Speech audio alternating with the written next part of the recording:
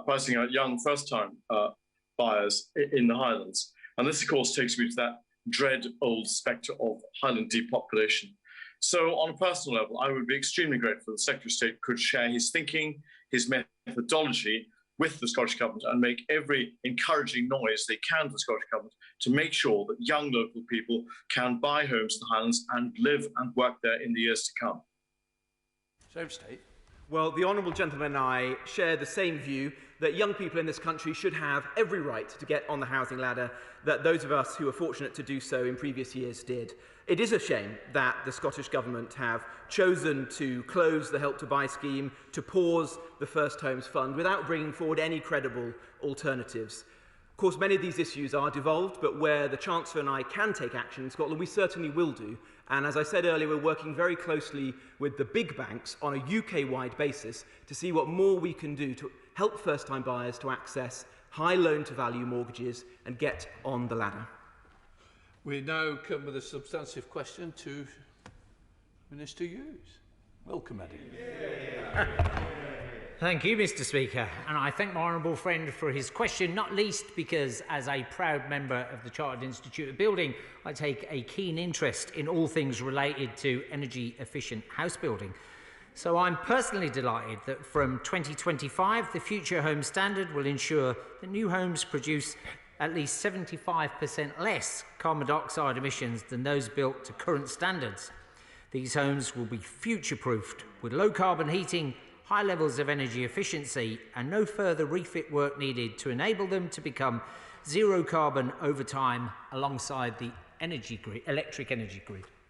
Up the stairs to Bedfordshire with Andrew Selous. Andrew.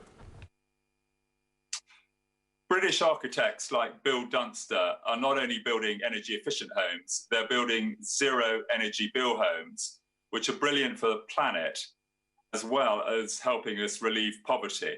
Can the government commit that we will aim for the very highest standards, so not least we don't have to retrofit later? Thank you, Mr. Speaker. And we are indeed aiming for the very highest standards. I don't think anybody could accuse us of being anything other than very ambitious. So while some in the sector are already leading the way by building highly efficient, low-carbon buildings, it is important that all parts of the industry are ready to build homes that are fit for a zero-carbon future. The timeline we've set out delivers on our net zero commitments while providing an industry with the time it needs to develop the supply chains and skills that will be necessary, and I'm hoping that I will get to join my honourable friend the Housing Minister on his visit to the Z factory in due course. We now come to topical questions. Secretary of State for Housing, Community and Local Government. I call Secretary Robert Jenrick to make a statement on his responsibilities. Then I will call Sarah Olney to ask her supplementary. Secretary of State.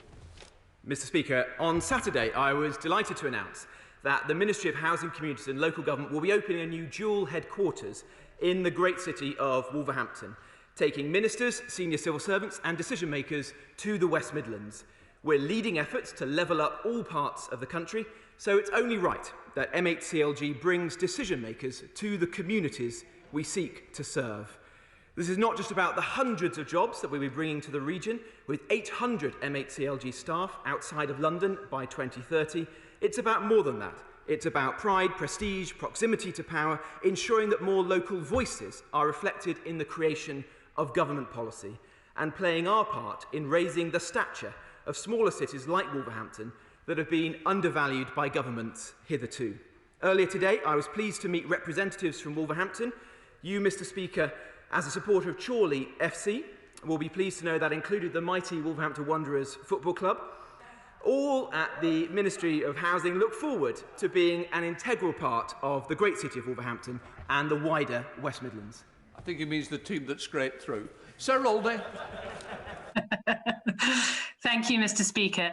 Can the Secretary of State tell me what projections have been made of the impact on homelessness of the ending of the protection for renters at the end of next month, and what provisions will be made to local authorities to assist them in supporting those who find themselves evicted? Thank you, Mr. Speaker. Well, my right honourable friend, the Lord Chancellor, and I are working to consider what further steps are necessary. We'll have to hear in a few moments' time the Prime Minister's statement, which will set out the roadmap for the reopening of our economy, but it's important that we keep in place measures that protect the most vulnerable in society, including those who are renting. That's exactly what we've done since the beginning of the pandemic, and I intend to keep doing so for as long as is necessary. The Honourable Lady will also be aware that we've spent over £700 million protecting rough sleepers in her part of the country and across the whole of England. We have helped over 34,000 of the most vulnerable people in society into safe and secure accommodation. And we intend to build on that over the course of the year as we move forward with our pledge to end rough sleeping. Let's head to Wales with Dr. James Davis. Dr. Davis. Thank you, Mr. Speaker. With Prestatyn facing the imminent closure of TSB, Barclays and HSBC, and following on from the loss of NatWest and Royal Bank of Scotland in recent years, the town's high street will be left without a single bank or cash machine, despite being a major regional shopping centre. Can my right honourable friend outline what conversations he's holding with major banks to ensure an adequate and fair distribution of banking facilities in high streets across the UK? Well, my honourable friend raises an important point. We went into the pandemic as one of the leading countries in the world in terms of a cashless society. The chief executive of the Royal Mint, based in Llantrisant in Wales, has suggested recently that coin use may have dropped by as much as a fifth over the course of the pandemic, and much of that will not be restored afterwards. So it is important that we protect access to cash for the most vulnerable in society, including those in smaller towns, villages and rural areas. My right honourable friend, the Chancellor, has committed to doing just that and ensuring that the infrastructure that supports it is sustainable in the long term, including proposals that would see cashback offered at shops without consumers having to make a purchase. Let's head to Scotland with Patricia Gibson, the SNP spokesperson. Patricia. Thank you, Mr. Speaker. The Resolution Foundation has found that 450,000 households have fallen into rent arrears since last January due to the COVID pandemic. Will the Secretary of State explain whether he thinks the government's decision to freeze local housing allowance will improve that situation or make it worse? And what objections has he raised in Cabinet about this freeze? Well, I'm proud of the response this government has taken to the pandemic, and at every turn we've tried to protect the most vulnerable people in society. My department has protected renters, as we've heard, through bringing forward the moratorium on evictions. We raised the local housing allowance to the 30th percentile, ensuring that there is more support to those people who need it. Within England, we've supported rough sleepers, those shielding, and many of the most vulnerable people. That's absolutely right, and I think our record stands up very well compared to that of the Scottish Government. In fact, the courts in Scotland opened long before those in England, ensuring that people in England were protected from eviction, whilst those in Scotland were being evicted. Andrew Percy. Hull and the East Riding of Yorkshire Council submitted their bid for East Yorkshire devolution some months ago. In that was included a request for full allocation for the Gould Town deal bid, but I digress on that point. Can the Minister tell me where we are at with regards to opening up negotiations with Hull and East Riding of Yorkshire Council to get East Yorkshire devolution moving forwards? Minister. Well, can I thank my honourable friend for his question? We have a clear commitment to give more power to local communities, providing opportunity across the country. We want to build on the over 50% of the North now covered by our devolution deals, with a new deal in West Yorkshire signed in Parliament just last month. We welcomed the devolution proposal from Hull and East Yorkshire, and my department will be responding very shortly with a view to further formal engagement with councils following the local government elections. But I'm always happy to meet my honourable friend to talk about this in greater depth. Shadow Minister Mike Aylesbury. Thank you, Mr. Speaker. Last week, the Sunday Times revealed that property developers who built flats covered in dangerous cladding have donated £2.5 million to the Conservative Party since 2017.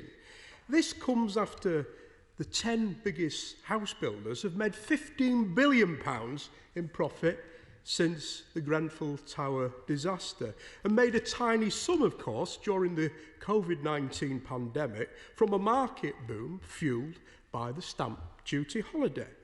The Housing Secretary said he believes in the polluter pays principle. Why then are leaseholders still footing the bill for the building safety crisis. The honourable gentleman may have missed my statement to the House the other day, in which I announced on behalf of the Chancellor that we'll be bringing forward levies and taxes on the property development industry. He suggests that they're too low, but he doesn't know what the scale of them is, and he'll have to wait till my right honourable friend, the Chancellor, announces them in due course. We are going to ensure that those who created this situation pay for it. I would add that many of these buildings, in fact the lion's share of them, were built under the last Labour government, who did nothing to tackle this issue. We are clearing up the mess. We're bringing forward an entirely new building safety regime, which will be world-class and ensure that people can always be safe and feel safe in their homes. Let's head to Wales with Dr. Jamie Wallace. Dr. Jamie Wallace. Thank you, Mr. Speaker. Time and again, constituents in Bridgend raise with me their worries about the state of the town centre. The UK government's £3.6 billion town centre fund in England is a fantastic initiative. But could my right honourable friend confirm that the full Barnet consequential from this has been passed to the Welsh Government so that my constituents can benefit should Cardiff Bay choose to make towns a priority, as this government is doing? Well, as my honourable friend notes, the £3.6 billion Towns Fund is being delivered in England with great success. There is, however, nothing to stop the Welsh Government from investing in the same way in towns like the ones that he represents across Wales. At the latest spending review, the Welsh Government received an additional £1.3 billion for the next financial year through the Barnet formula, and £12 million is through changes in my department's overall settlement. So I would strongly encourage him to hold the Welsh Government to account and ensure that it invests more in communities like the one that he serves. Let's head over to West Streeting. West Streeting. Thank you, Mr. Speaker. The strong message I've received from businesses in Ilford Town Centre and on high streets right across my constituency is that action on business rates is what's needed to help high street businesses. So can the Secretary of State have a word with the Chancellor to make sure that support's in place so that when people return to their high streets, there are still some shops there to serve them? Well, I don't think my right honourable friend needs any reminding. He, of course, was the Chancellor that gave us the business rates holiday that has supported hundreds of thousands of businesses on every high street across the country. The honourable gentleman will have to wait to the budget next week, where the Chancellor will be setting out how he intends to continue supporting businesses and jobs in all parts of the United Kingdom over the course of the year. Will the Secretary of State condemn the astonishing decision by the Mayor of London to spend thousands of pounds on a committee to take down statues and rename streets? And isn't this a good reason to vote for Sean Bailey as the new Conservative Mayor of London? Well, I agree wholeheartedly with my right honourable friend, and it does speak to the priorities of the current Mayor of London, that he would devote so much time to statues and to street names rather than the things that really matter to people in London, which is tackling crime, ensuring that they don't have to pay his 10% mayoral precept on their council tax, and ensuring that good quality affordable homes are built in the places that people want to see them. Patrick Grady.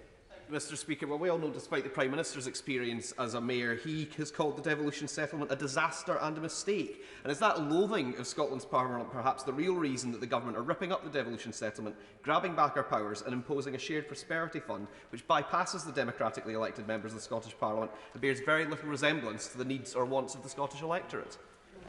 Well, Mr. Speaker, this government was elected on a clear manifesto pledge to ensure that we level up all parts of this United Kingdom, including the communities that he serves in Scotland. And that's exactly what we intend to do. The UK Shared Prosperity Fund will ensure at least, if not more, funding goes to communities in Scotland than would have been received if we'd stayed within the European Union. And he seems to have a strange aversion to localism, to ensuring that local authorities in Scotland, democratically elected councillors in his constituency and others, have say over the future of their areas. Let's head to Sidmouth with Simon Jupp. Simon. Thank you, Mr. Speaker. Since I was elected, I've been speaking up for Exmouth and East Devon in Parliament and working hard to secure support for our hospitality industry, Exeter Airport and the mighty Exeter Chiefs. Exmouth continues to grow, and I want to work with East Devon District Council to help the town stay a great place to live and work. Could the Secretary of State provide an update on when the next round of funding to improve towns, transport and high streets will be made available? Well, I very much enjoyed visiting East Devon during the general election campaign. I look forward to seeing Exmouth's application in due course. As I said then, Exmouth is exactly the sort of town that we want to benefit from the town regeneration funds we've made available. I'm pleased to tell him that we're driving forwards with our plans to boost town centre regeneration in every corner of the country. The Levelling Up Fund and the UK Shared Prosperity Fund will build on the work of the Future High Streets Fund and the Towns Fund, and the prospectuses for those will be published very soon. I hope East Devon Council will work with you to grasp this opportunity and put in good proposals that we can consider carefully. Let's head to Cambridge with Daniel Zeitner. Daniel. Census 2021 is due in just a few weeks' time, at a time when cities like Cambridge would normally be packed with students, researchers and visitors. In the middle of a pandemic, does the Secretary of State really think we're going to get accurate figures? Remember, these figures are going to be used for the next 10 years. Thank you, Mr. Speaker. Well, of course, we're working closely with the Cabinet Office on the delivery of the elections and the census, and we've provided extra funds to make sure they can be delivered safely and published guidance alongside that as well. Of course, we've also committed for the coming year £11 billion directly to council since the start of the pandemic. Cambridge Council has so far received over £5.4 million. On top of that, they will have the additional funding to help them deliver elections and their share of the £1.55 billion that we have published to help them with COVID-related pressures next year, which also includes election pressures. Thank you, Mr. Speaker. I welcome the upcoming leasehold reform legislation, but do worry that provisions may not apply for the benefit of my constituents in Delyn and across Wales. I wonder what my right honourable friend can tell us he's had in terms of discussions with the Welsh Government to assist them to ensure that my constituents aren't left behind by Labour once again. Well, my honourable friend is right to welcome the landmark reforms that we announced earlier in the year, which will be the biggest changes to English property law for over 40 years. Of course, I would like to see them apply in Wales as well, and we have had conversations with colleagues in the Welsh Government. I would strongly encourage them to take the same approach that we are, which is to ensure there's always fairness for leaseholders, and those reforms come into place across the whole of England and Wales. Let's head up to Mohammed Jassim. Mohammed. Thank you very much, Mr. Speaker. Given the scale of need for help with home adaptations, for the rising number of older people with disabilities, dementia, and now the impacts of long COVID, will the Secretary of State commit to increasing disabled facilities grant funding so local authorities like Bedford Borough Council can stand a chance of meeting local need? Well, I think the honourable gentleman raised an important point, and it is one that we're actively considering. We've responded to a consultation on how we can improve access to public buildings and to homes for disabled people, and if there's more that we can do, I think we should do. Let's head to Devon with Slane Saxby. Slane. Thank you, Mr. Speaker. I would like to thank my right honourable friend for the support given to councils over the past 12 months. But as we move into what will hopefully be a busy summer for tourism in areas like North Devon, based on the experience of last summer, some smaller district and parish councils who operate car parks, toilets, waste and dog bin collections struggled to finance and maintain them effectively to the understandably higher standards needed. Can my right honourable friend advise what support is being given to ensure councils with tourism hotspots are prepared for the likely influx of visitors this summer? Thank you, Mr. Speaker. And can I thank my honourable friend for her question? We are hugely grateful to parish and town councils who have been on the front line of responding to this pandemic. That is why the Secretary of State wrote to them earlier this year to encourage principal councils to work with them to discuss funding, and councils in Devon will receive a further £31 million in unring-fenced COVID funding next year, which will help ensure their facilities are maintained and ready for the summer. And finally, Mr. Speaker, can I say that I'm delighted that my honourable friend's constituency has received an offer of £6.5 million from our Future High Streets Fund, which I understand will go towards the refurbishment of the town's historic Markets Quarter. Weston. Thank you, Mr. Speaker. In considering local government reform, the 5 boroughs and districts of Warwickshire have spent over £100,000 on a report with Deloitte's, whilst I understand Warwickshire County Council have spent over £50,000 with PricewaterhouseCoopers. Deloitte's found that it would be favourable for one sort of authority, PricewaterhouseCoopers, decided that County Council should remain as is. Is that a good use of public money? Thank you, Mr. Speaker. Well, these individual decisions are decisions for local authority. I can certainly inform him that Warwick have received over £3.7 million this year in COVID funding. They are receiving 4.8% real terms rise in core spending power this current financial year, but the individual decision that he has referred to is for the Council to take. Let's head south to Paul Home. Paul Home. Thank you, Mr. Speaker. The Minister will be aware of the Lib Dem Eastleigh Borough Council's plans to build and develop 2,500 houses in the village of Horton Heath.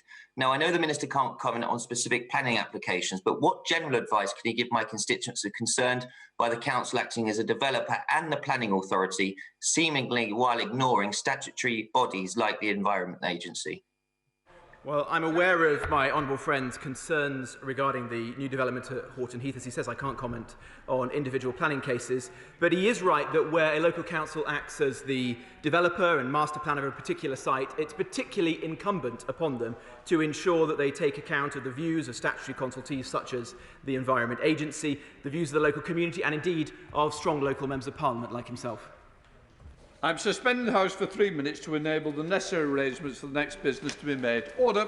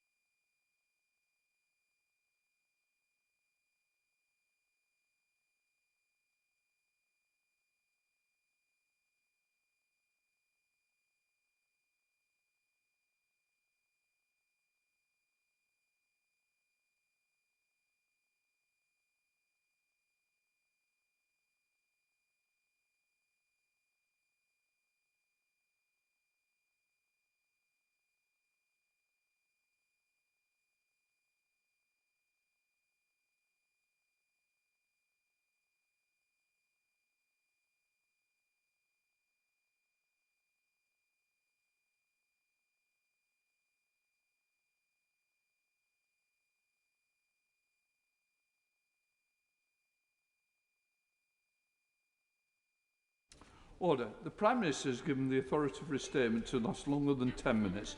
And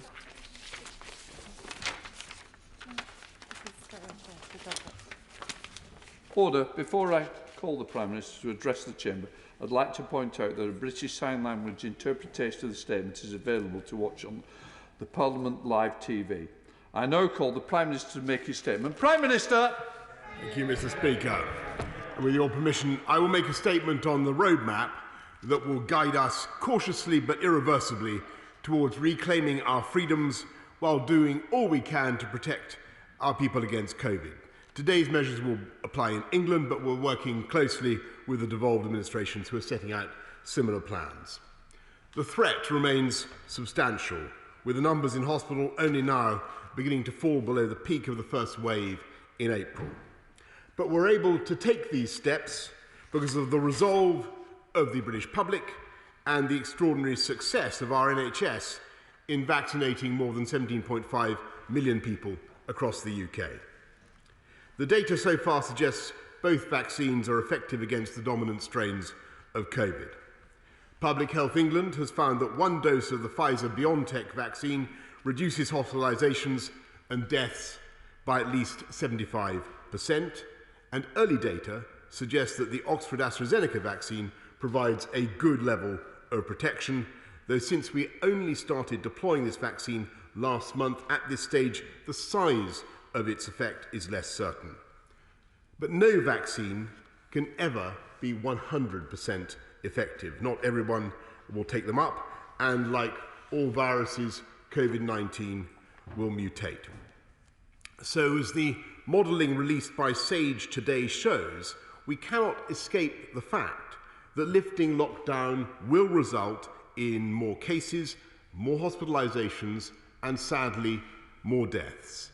And this would happen whenever lockdown is lifted, whether now or in 6 or 9 months, because there will always be some vulnerable people who are not protected by the vaccines.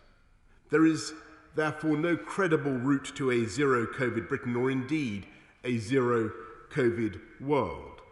And we cannot persist indefinitely with restrictions that debilitate our economy, our physical and mental well-being, and the life chances of our children.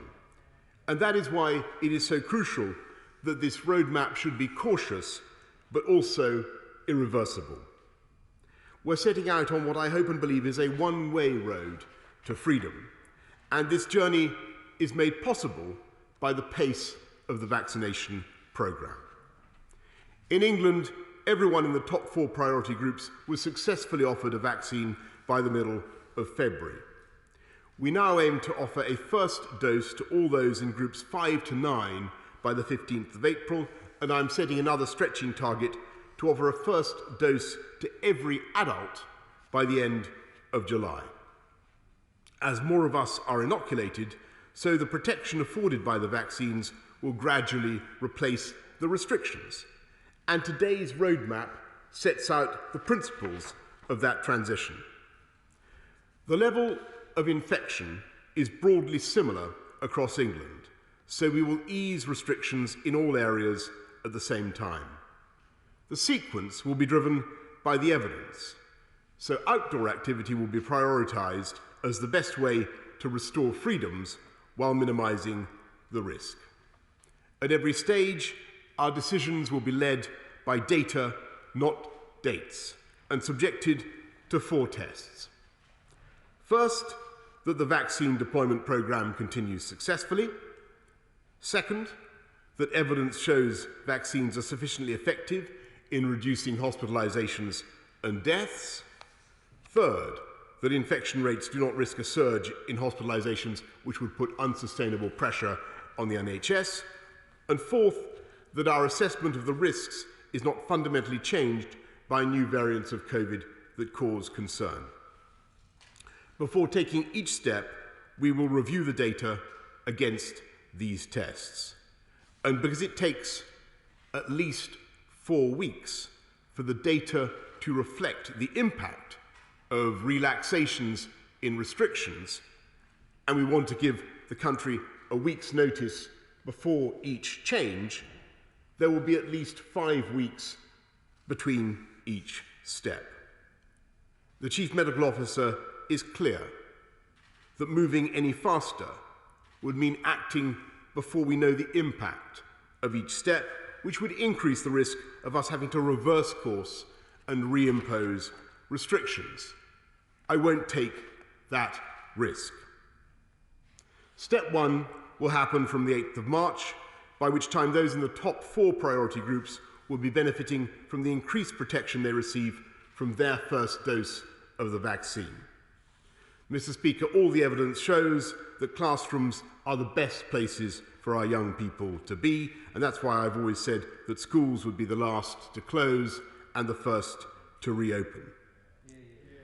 And based on our assessment of the current data against the 4 tests, I can tell the House that 2 weeks from today, pupils and students in all schools and further education settings can safely return to face-to-face teaching, supported by twice-weekly testing of secondary school and college pupils. Families and childcare bubbles will also be encouraged to get tested regularly. Breakfast and after-school clubs can also reopen, and other children's activities, including sport, can restart where necessary to help parents to work. Students on university courses requiring practical teaching, specialist facilities, or on-site assessments will also return. But all others will need to continue learning online, and we will review the options for when they can return by the end of the Easter holidays. From the 8th of March, people will also be able to meet one person from outside their household for outdoor recreation, such as a coffee on a bench or a picnic in a park, in addition to exercise. But we're advising the clinically extremely vulnerable to shield at least until the end of March. Every care home resident will be able to nominate a named visitor able to see them regularly, provided they're tested and wear PPE. And finally, we will amend regulations to enable a broader range of COVID-secure campaign activities for local elections on the 6th of May.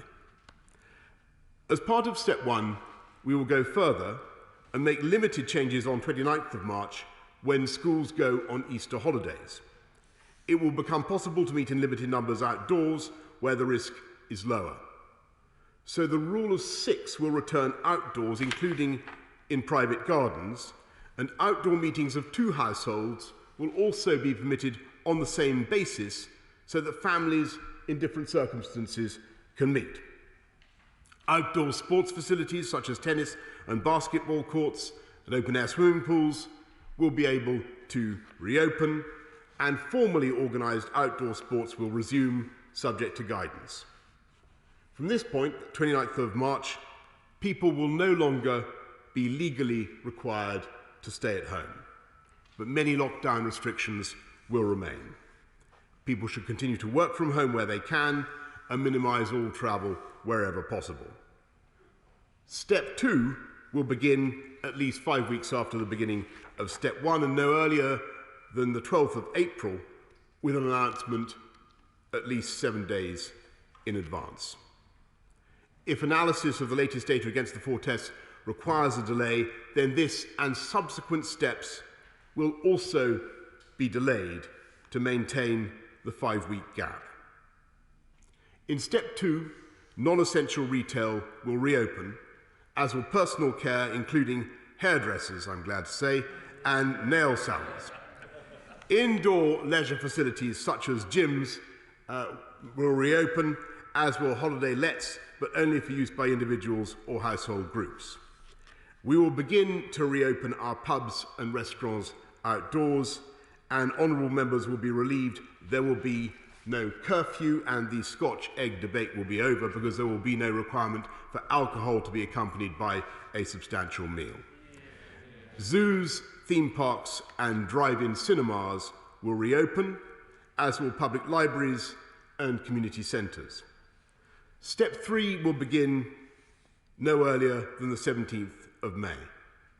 Provided the data satisfies the 4 tests, most restrictions on meetings outdoors will be lifted, subject to a limit of 30, and this is the point when you will be able to see your friends and family indoors, subject to the rule of 6 or the meeting of 2 households. We will also reopen pubs and restaurants indoors, along with cinemas and children's play areas, hotels, hostels and B&Bs, theatres and concert halls will reopen their doors. And the turnstiles of our sports stadia will once again rotate, subject in all cases to capacity limits, depending on the size of the venue.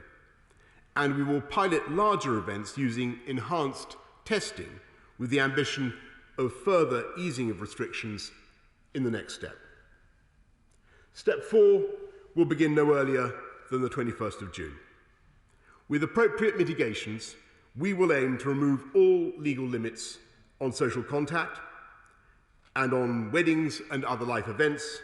We will reopen everything up to and including nightclubs, and enable large events such as theatre performances above the limits of Step 3, potentially using testing to reduce the risk of infection. Mr. Speaker, our journey back towards normality will be subject to resolving a number of key questions. And to do this, we will conduct 4 reviews. 1 will assess how long we need to maintain social distancing and face masks. This will also inform guidance on working from home, which should continue wherever possible until this review is complete. And it will be critical in determining how Parliament can safely return in a way that I know honourable members would wish. A second review will consider the resumption of international travel, which is vital for many businesses which have been hardest hit, including retail, hospitality, tourism and aviation. A successor to the Global Travel Task Force will report by the 12th of April so that people can plan for the summer. The third review will consider the potential role of COVID status certification in helping venues to open safely, but mindful of the many concerns surrounding exclusion, discrimination and privacy. And the fourth review will look at the safe return of major events. Mr. Speaker, as we proceed through these steps, we will benefit from the combined protection of our vaccines and the continued expansion of rapid testing. We will extend the provision of free test kits for workplaces until the end of June, and families, small businesses and the self-employed can collect those tests from local testing sites. Mr. Speaker, in view of these cautious but I hope irreversible changes, people may be concerned about what these changes mean for the various support packages for livelihoods for people and for the economy. So I want to reassure the House, we will not pull the rug out. For the duration of the pandemic, the government will continue to do whatever it takes to protect jobs and livelihoods across the UK. And my right honourable friend, the Chancellor, will set out further details in the budget next Wednesday. Finally, Mr. Speaker, we must remain alert to the constant mutations of the virus. Next month, we will publish an updated plan for responding to local outbreaks with a range of measures to address variants of concern, including surge PCR testing and enhanced contact tracing. We can't, I'm afraid, rule out reimposing restrictions at local or regional level if evidence suggests they are necessary to contain or suppress a new variant which escapes the vaccines. Mr. Speaker, I know there will be many people who will be worried that we are being too ambitious and that it is arrogant to impose any kind of plan upon a virus. And I agree that we must always be humble in the face of nature and we must be cautious. But I really also believe that the vaccination programme has dramatically changed the odds in our favour, and it is on that basis that we can now proceed. And of course, Mr. Speaker, there will be others who will believe that we could go faster on the basis of that vaccination programme. And I understand their feelings, and I sympathise very much with the exhaustion and the stress that people are experiencing and that businesses are experiencing after so long in lockdown. But to them, and to them all, I say that today the end really is in sight, Mr. Speaker. And a wretched year will give way to a spring and a summer that will be very different and incomparably better than the picture we see around us today. And in that spirit, Mr. Speaker, I commend this statement to the House. I now call the Leader of the Opposition, Right Honourable Keir Starmer. Thank you, Mr. Speaker. Can I thank the Prime Minister for advance sight of his statement and for the telephone call between us earlier today. Mr. Speaker, this is the third time the Prime Minister has announced a plan to come out of national lockdown.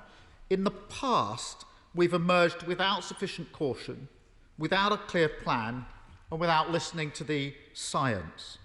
We can't afford to make those mistakes again. This has to be the last lockdown. Now, the vaccine rollout, as the Prime Minister said, has been remarkable. and I want to pay tribute to everybody involved. It is the light at the end of the tunnel. But if we're going to get there, we have to tread very carefully. So I'm glad the Prime Minister spoke today of caution, of this being irreversible, of assessing the data and following the evidence. Those are the right guiding principles. And I have to say it's a welcome change from some of the language the Prime Minister has used in the past. And I urge the Prime Minister now to stick to that. Turning to the substance of the matter, first, schools. We all agree that the priority must be for all children to be back in school as quickly as possible and to stay in school. We want that to happen on March the 8th, as the government has promised. Confidence of parents, teachers and school staff will be critical. So can the Prime Minister please confirm that the Chief Medical Officer and the Chief Scientific Officer support the full reopening of all schools on March the 8th? And will he commit to publishing all the relevant medical evidence on this issue? Can the Prime Minister also indicate what the government is doing to overcome the huge logistical challenges this presents? The Prime Minister touched on mass testing in his statement, but there was nothing on Nightingale classrooms and extra capacity. This is a huge problem, particularly for schools with smaller buildings. So can the Prime Minister update the House on how he's going to deal with this in just over 2 weeks' time? Let me turn to a linked issue. Within weeks of schools returning last autumn, thousands of teachers and school staff were self-isolating, causing huge disruption to the running of schools and children's learning.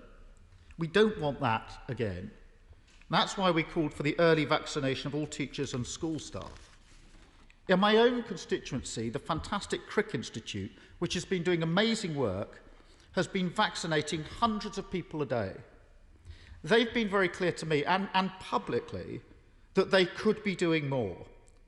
And it's obvious to me that over one weekend, they could have vaccinated all teachers and school staff in Camden if they'd been allowed to do so, and without bumping anyone else from the priority list.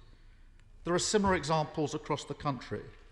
So will the Prime Minister see what more can be done to speed up the vaccination of teachers and school staff to ensure that children and young people not only return to school on March the 8th, but stay in school having returned? Let me turn then to isolation support. As we release health measures, however gradually, there's a risk that infection rates will go up. The Prime Minister made that clear in his statement. Therefore, it's more important than ever that test, trace and isolate is working and working well. One of the most concerning figures in a recent SAGE report is that only 3 in 10 people who should be self-isolating are actually doing so. And it's obvious that one of the main drivers of this is insecurity at work. As the chair of Test and Trace has said, people are scared to take the test because they can't afford to self-isolate. That not only harms our health response, it costs the economy too, and it's got to be fixed. We've proposed that the £500 isolation payment, which is currently only available to 1 in 8 workers, be made available to everyone who needs it. Will the Prime Minister consider that? Because if we don't shift the 3 in 10 figure, there'll be a huge hole in our defences. Third, Mr. Speaker, economic support. The Prime Minister announced a roadmap today, but it won't have escaped businesses that many of them will not be able to open until mid-April at the earliest, and many until mid-June. Now, I'm not questioning the health basis for that decision, which I support. But I am reiterating what we've always said, that health restrictions must be accompanied by proper economic support. And it makes no sense to announce today that businesses will be closed for many more weeks or months without announcing new economic support at the same time. The Prime Minister says, well, the budget will be next week. But there's nothing stopping him saying today that business rates relief will be extended, that furlough will be extended, or that the VAT cut for hospitality and leisure will also be extended. Businesses are crying out for that certainty, and the Prime Minister should give it to them today. The Prime Minister should also announce proper support for the 3 million self-employed who've been left out of all support for the last year. This morning on LBC, I was asked about this again by a self-employed businesswoman who's at her wit's end at the lack of government support.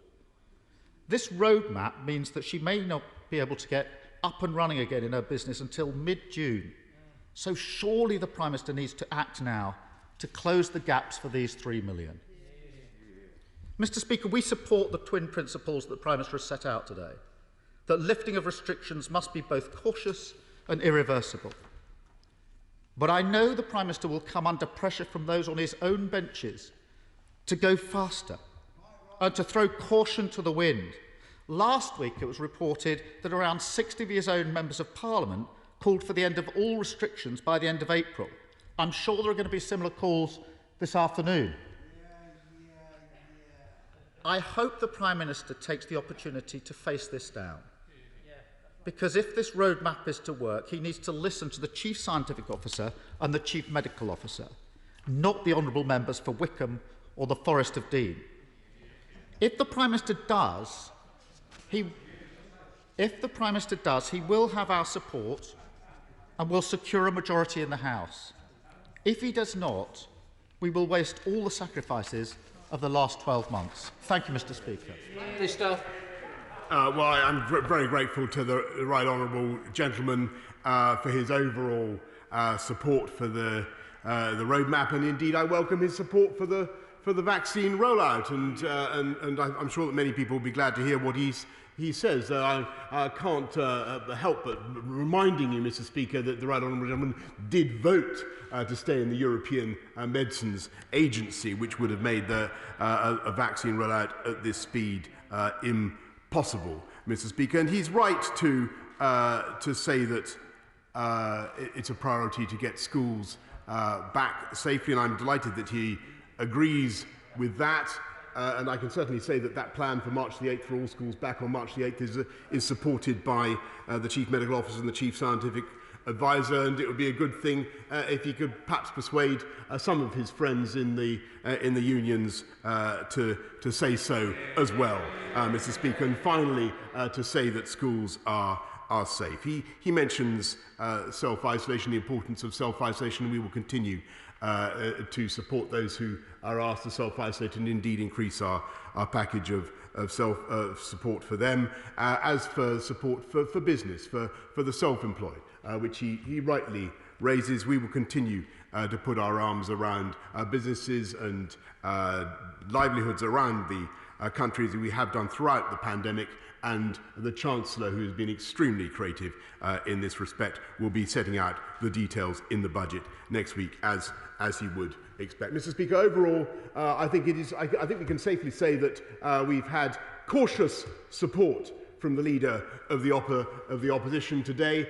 But bitter experience has taught me that his support is very far from irreversible, Mr. Speaker. Who knows what he will be saying next week, but I'm glad of it today. Theresa May. Thank you, Mr. Speaker. I refer the House to my entry in the Members' Register. Can I say to my right honourable friend that I welcome his statement today? I particularly welcome the return to schools on March the 8th. But there's another sector which is important for jobs in my constituency, which is fundamental to our economy and critical for global Britain, the aviation sector. He says there's going to be a task force report by the 12th of April so people can plan for the summer. That won't allow people to plan. At every stage, the government has taken weeks from these reports to actually provide certainty to the industry. The industry needs 3 months' preparation from the point of certainty. So I ask my right honourable friend to look again at this timetable for that task force report, to bring it forward so we can open up our international air travel and make sure that Britain is open for business. I'm grateful to my right honourable friend, and she is quite rightly, Mr. Speaker, a doughty campaigner for the aviation industry and all it brings to our country.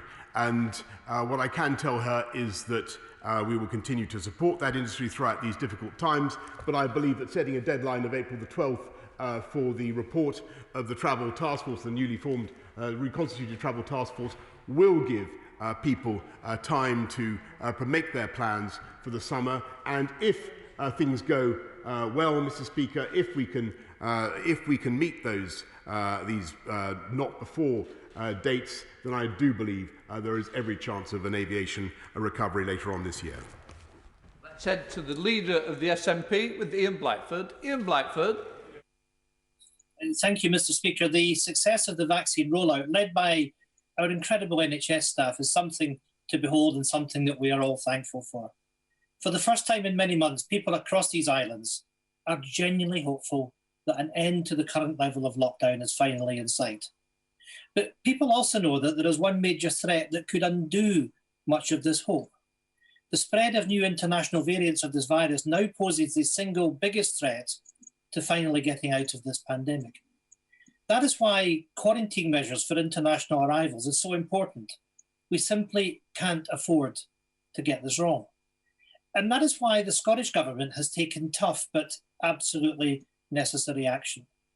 Those arriving in Scotland on an international flight have to quarantine in a hotel for 10 days. In England, though, the policy only applies to people travelling from red list countries. But, Mr. Speaker, the evidence shows that people across the United Kingdom are demanding stronger measures to prevent the threat of any new variant. YouGov polling last week showed that only 18% support the UK government's rules on quarantine, while a massive 72% of people across the United Kingdom prefer the Scottish Government's comprehensive approach. Prime Minister, your plan to end lockdown will be worthless if your insufficient quarantine measures allow a new variant in through the back door. People right across the United Kingdom are continuing to make huge sacrifices. Children are not yet physically at school. Families are isolated. There is a loneliness epidemic. People are really struggling, and this can't be all for nothing. Do not leave the back door open. Do not risk all the hard work, all the sacrifices that have been made. Given all that is at stake, can you explain why the UK government is failing to introduce the strong quarantine measures that the public across the United Kingdom are demanding?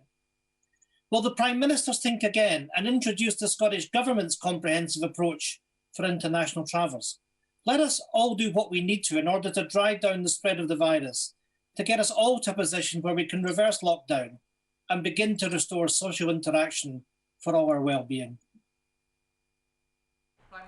Mr. Speaker, we have amongst the toughest quarantine measures anywhere in the world, as the Right Honourable Gentleman well knows, including the mandatory incarceration in hotels appointed by the government if you return from one of the 33 red list countries, as he well knows, and we will continue to impose very, very tough controls on people coming into this country. He should also know that the new variants we are confident that all our vaccines are effective in reducing death and serious disease, and we have no reason to doubt that they are effective in reducing death and serious disease with the new variants as well, Mr. Speaker. And he should also know that over the course of the next few months we will see new vaccines to defeat these vaccine-escaping variants, and that is something that is evolving the whole time. Other than that, Mr. Speaker, I was delighted by the unaccustomed note of optimism with which the Right Honourable Gentleman began. He isn't often notable for his optimism in this House. He's rolling his eyes, Mr. Speaker, but I think I rather liked it when he began with optimism. I think he should stick to it. I think it suits him.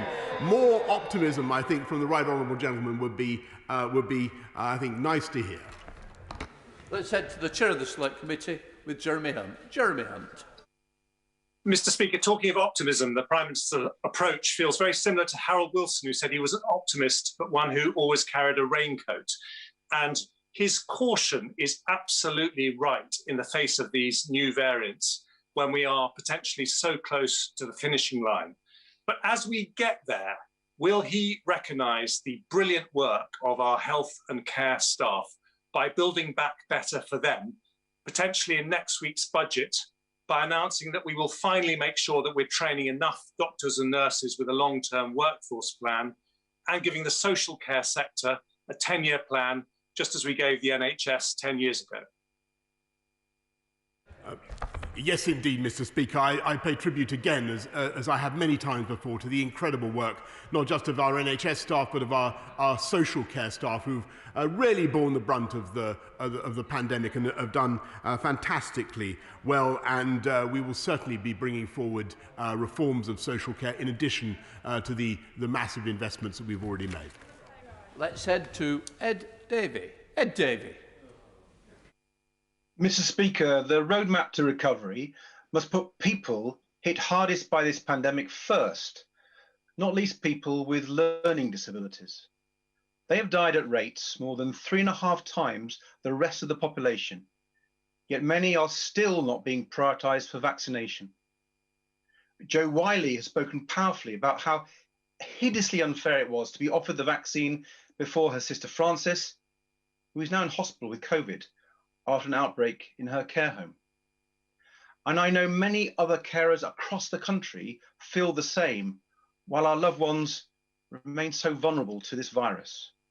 So will the Prime Minister tell us when on his roadmap everyone with a learning disability will have been offered their first jab? The right honourable gentleman is entirely right to draw attention to the particular suffering endured by vulnerable groups throughout this pandemic, and that's why those with learning disabilities, those with particular vulnerabilities, do appear high up in the JCVI priority list, which is, I'm sure, exactly what he would expect. Let's head to Sir Ian Duncan-Smith. Sir Ian. Mr. Speaker, first of all, can I congratulate my Prime Minister for his incredible bold decision last year. It's due to that, in getting the vaccines rollout going on, that we are now looking at the eventual end to this COVID nightmare. So he deserves all the plaudits he gets for that and more. But I agree with his caution in this rollout and going back to being unlocked. But I just say that the hospitality sector, to my right honourable friend, is the biggest, very big employer of the poorest in society. And it is them who has suffered the most in incomes. And nearly half of those businesses are talking about closing. I just wonder whether the Prime Minister would feel it possible to be able to review again the nature of opening up inside those restaurants and pubs and checking that there is no real risk beyond any of the other elements that he's opening up. And if that is the case, to take that bold decision as and when the data dictates it. Prime Minister. I thank my right honourable friend for what he said just now, and I totally understand where he's coming from and the urgency of those in the hospitality sector who want to open up as soon as possible, as indeed we all do. Everybody in this House wants that to happen. But we also understand the risk of another surge and the consequent risk of a fourth lockdown, Mr. Speaker, which I don't think anybody wants to see, least of all the businesses concerned. And what we have in this roadmap are dates. Admittedly, they are not before dates, but they are dates to which businesses can now work. April the 12th for outdoor hospitality, May the 17th for indoor hospitality. That gives at least some certainty, Mr. Speaker. And I think in this very, very difficult time, with these difficult trade-offs, I think people would be prepared to trade some urgency and some haste for more certainty and more reliability. And that is what we aim to give. Let's head to Liz Saville-Roberts. Liz Saville-Roberts. Diolch yn fawr. Diolch yn fawr iawn, Yfarydd. Workers across the UK still face a hopeless choice, self-isolating and suffering loss of earnings, or going to work where they risk spreading the virus. Now, 8 months ago, I raised this very problem of the UK's unfit sick pay system with the Prime Minister, but there are still people in work who cannot afford to self-isolate. Ahead of the budget, will the Prime Minister commit to raising and expanding statutory sick pay once and for all as a key long-term lesson to be learnt from this pandemic? Or is he content for our poorest communities to be blighted by ill health now and quite possibly again in future? Prime Minister. Mr. Speaker, I thank the right honourable lady. We and repeat the points I've made to her many times before, but I'm grateful to her for raising them again.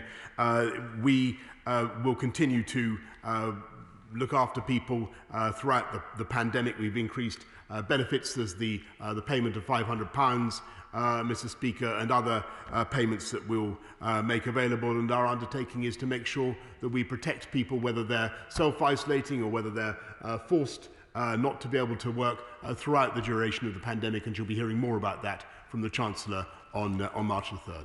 Dr. Julian Lewis.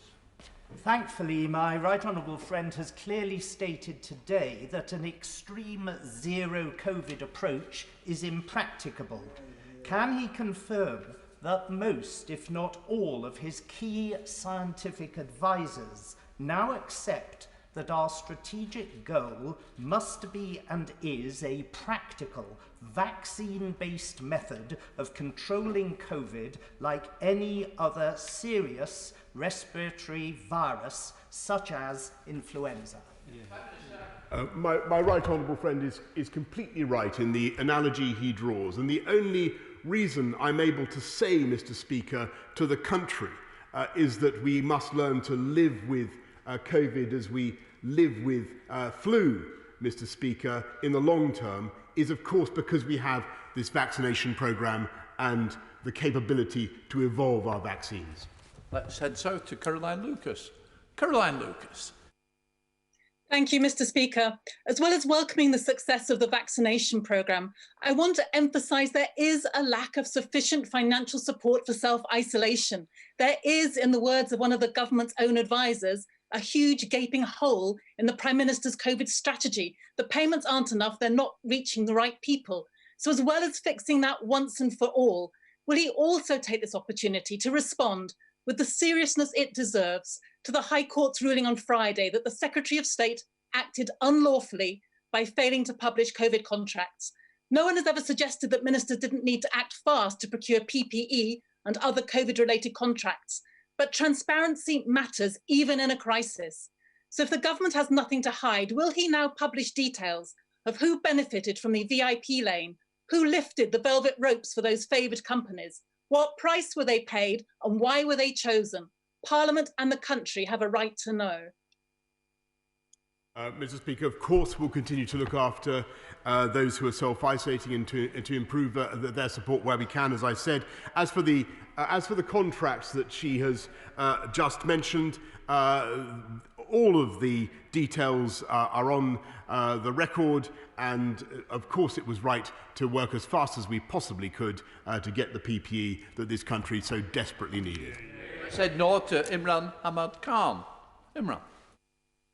Thank you, Mr. Speaker. I'd like to thank the medics and volunteers who've worked so hard in providing COVID-19 vaccines across the kingdom. In the Wakefield CCG area alone, more than 87,000 vaccines have been administered.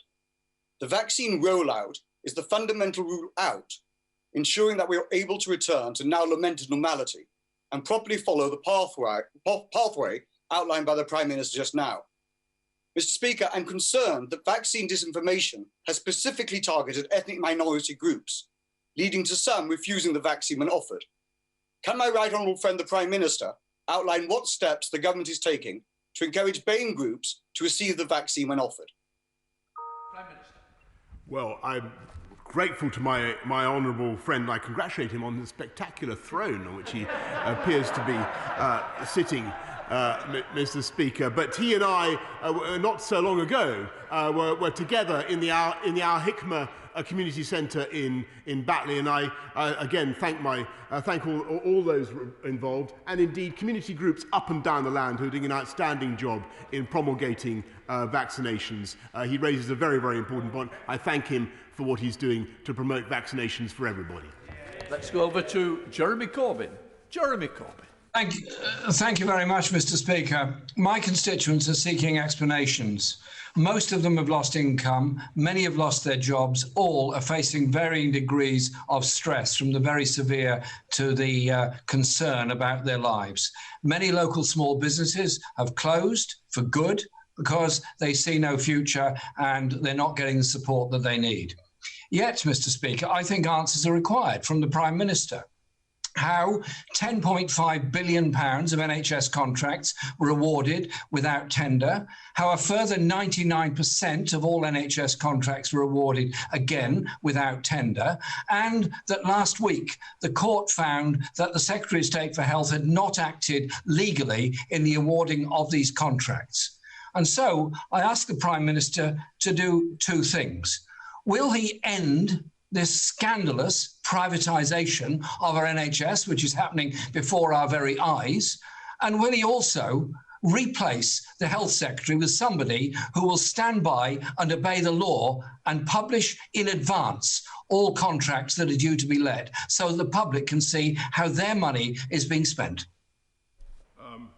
Well, Mr. Speaker, to the best of my memory, the Labour Party opposition were advocating during the earlier stages of the crisis that we should secure PPE from, I think, a theatrical impresario who specialised in capes and gowns, and a football agent who claimed to be able to get hold of masks, Mr. Speaker.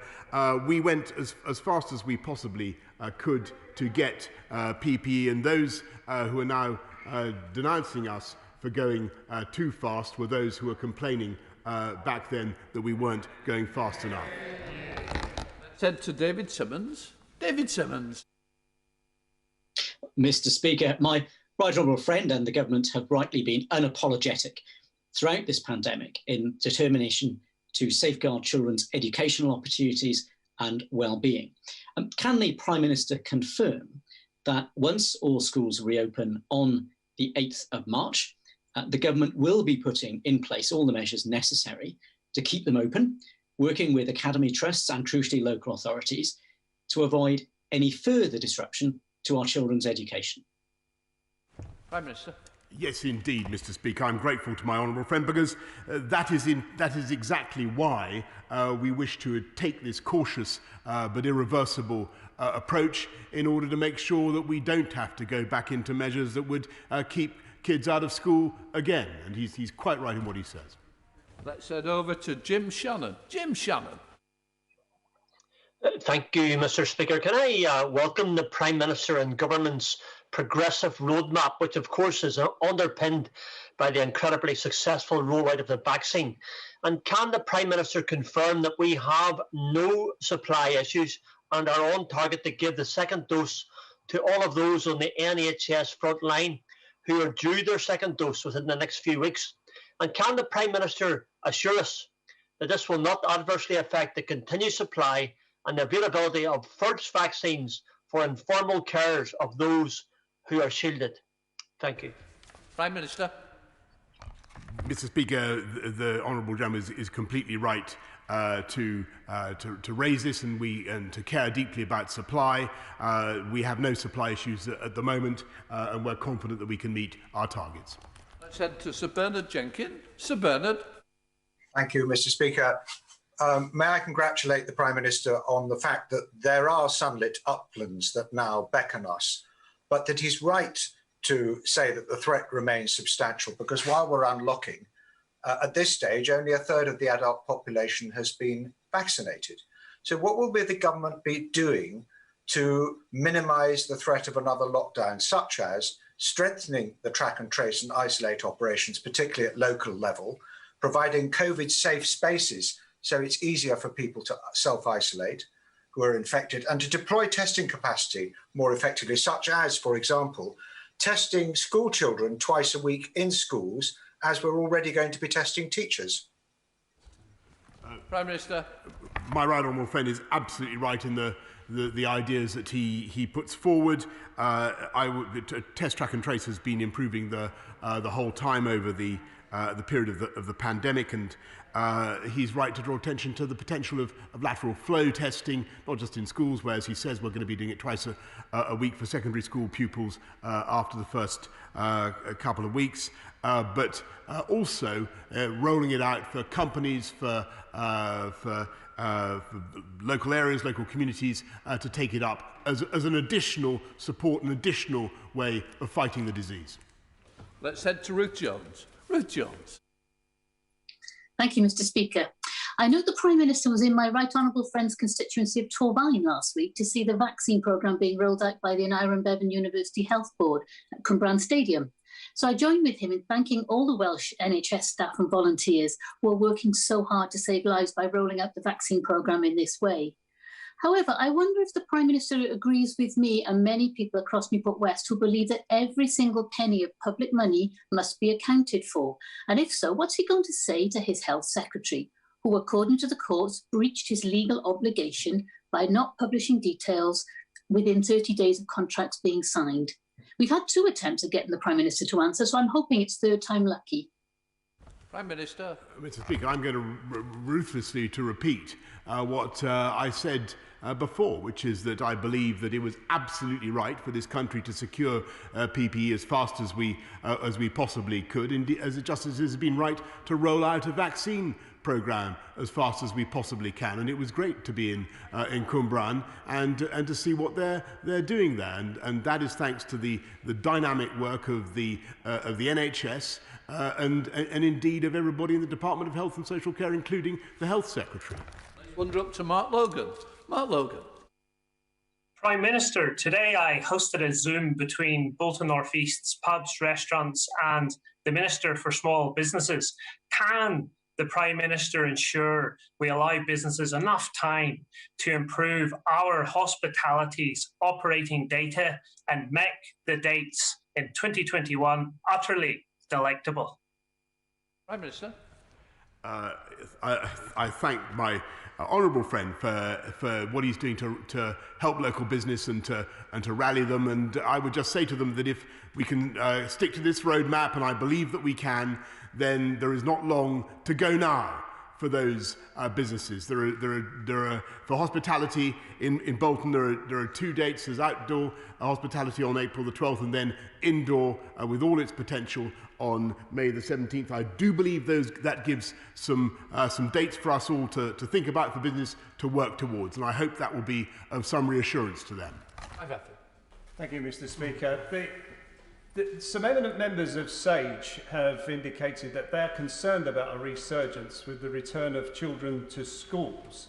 So can the Prime Minister say whether the Chief Medical Officer and the Chief Scientific Officer support reopening schools in their entirety on the 8th of March? Because during the last term, many schools suffered an enormous amount of disruption because staff were off isolated. And isn't the best way to prevent that happening in the future to ensure that all school staff are vaccinated? Prime Minister. I have a deal of respect for the honourable gentleman, since he and I have clashed many times over issues in London. But I think he uncommonly showed a failure to follow what I'd already said in my answer to the right honourable gentleman. The CMO and the CSA both approve of reopening in full. We now go down to Andrew Griffith. Andrew Griffith. Thank you, Mr. Speaker. More than anything, the nation's businesses need certainty in order to plan. Today's roadmap provides that certainty, and reopening schools is a welcome and critical element within it. Does the Prime Minister agree that, like navigating lock gates on a canal, it's important we now proceed sequentially, as fast as possible, but always in a forward direction? Prime Minister. Mr. Speaker, as anybody who's steered a narrow boat or a canal boat or barge will know, in a canal, the important thing is not to oversteer one way and then be forced to correct and bump the sides of the canal as you go. And that's what we're trying to avoid, Mr. Speaker. That's why we're embarking on a cautious but irreversible approach. Let's head up to Debbie Abrahams. Debbie Abrahams. Thank you, Mr. Speaker. Mr. Speaker, I will leave till another time to ask the Prime Minister why we didn't have adequate PPE stocks, given exercise Cygnus in 2016 stipulated we need to increase our PPE stockpiles. But I was really concerned about the Health Secretary's tone on the media round yesterday, where he seemed to infer that he'd done nothing wrong and the judge was actually the one that was making a mistake. This is not how a healthy democracy works. So I repeat the questions of my honourable friend, the member for Brighton Pavilion. Will he publish all outstanding contracts, because there are outstanding contracts that have not been published, bring an end to the emergency procurement powers and reintroduce a tendering process? Prime Minister.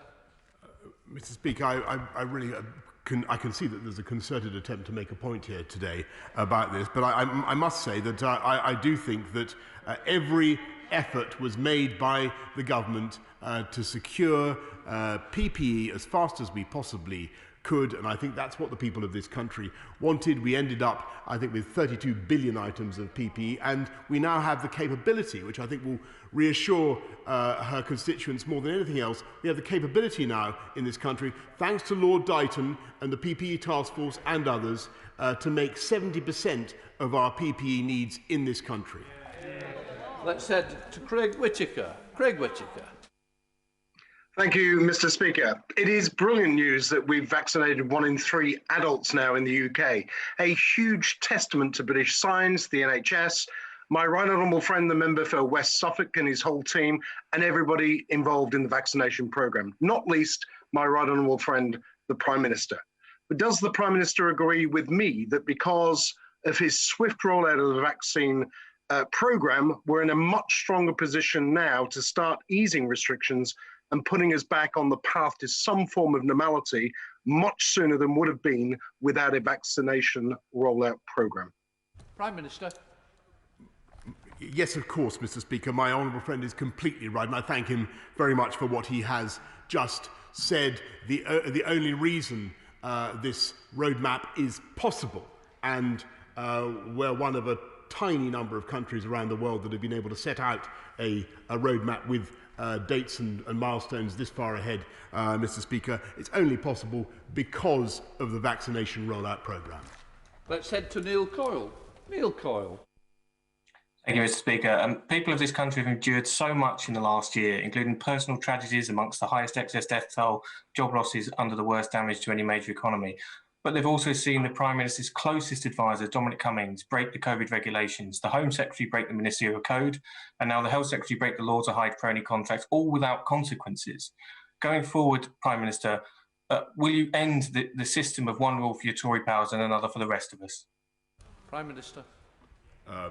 Mr. Speaker, I think contained within that question was possibly another suggestion that we could have done things differently with the procurement of PPE. All I will say is that the contracts are there on the record for everybody to see, and I think most people in this country will understand that in very difficult, if not desperate times, last spring we had to work as fast as we possibly could. Thank you, Mr. Speaker. I welcome the Prime Minister's statement, especially on schools. He's right to be driven by the evidence. Professor Mark Woolhouse told the Science and Technology Committee last week that during the whole year, and I quote, there has been very, very little evidence of any transmission outdoors happening in the UK.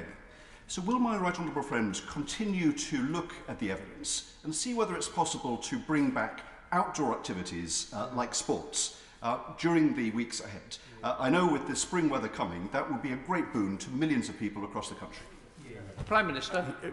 Of course he's right to raise the point about outdoor transmission, and that's why on March the 8th, with the return of schools, we're also going to be seeing school sport, which is great, plus outdoor recreation one-on-one in the way that I described earlier on, Mr. Speaker. And then on March the 29th, it's the rule of 6 plus 2 households together, plus more sport outdoors, Mr. Speaker, of all kinds, up to and including, I think, rugby with tackling, but without the scrums, Mr. Speaker, as I understand the guidance.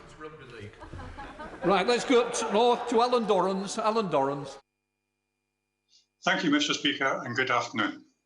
Analysis by the Royal College of GPs of NHS England's COVID-19 vaccination figures show that people of black ethnicity are half as likely as people of white ethnicity to get vaccinated, and people of Asian ethnicity are under 2/3 as likely as their white counterparts to accept vaccination. What additional specific steps will the Prime Minister take to encourage greater uptake of the vaccines in these communities? Prime Minister.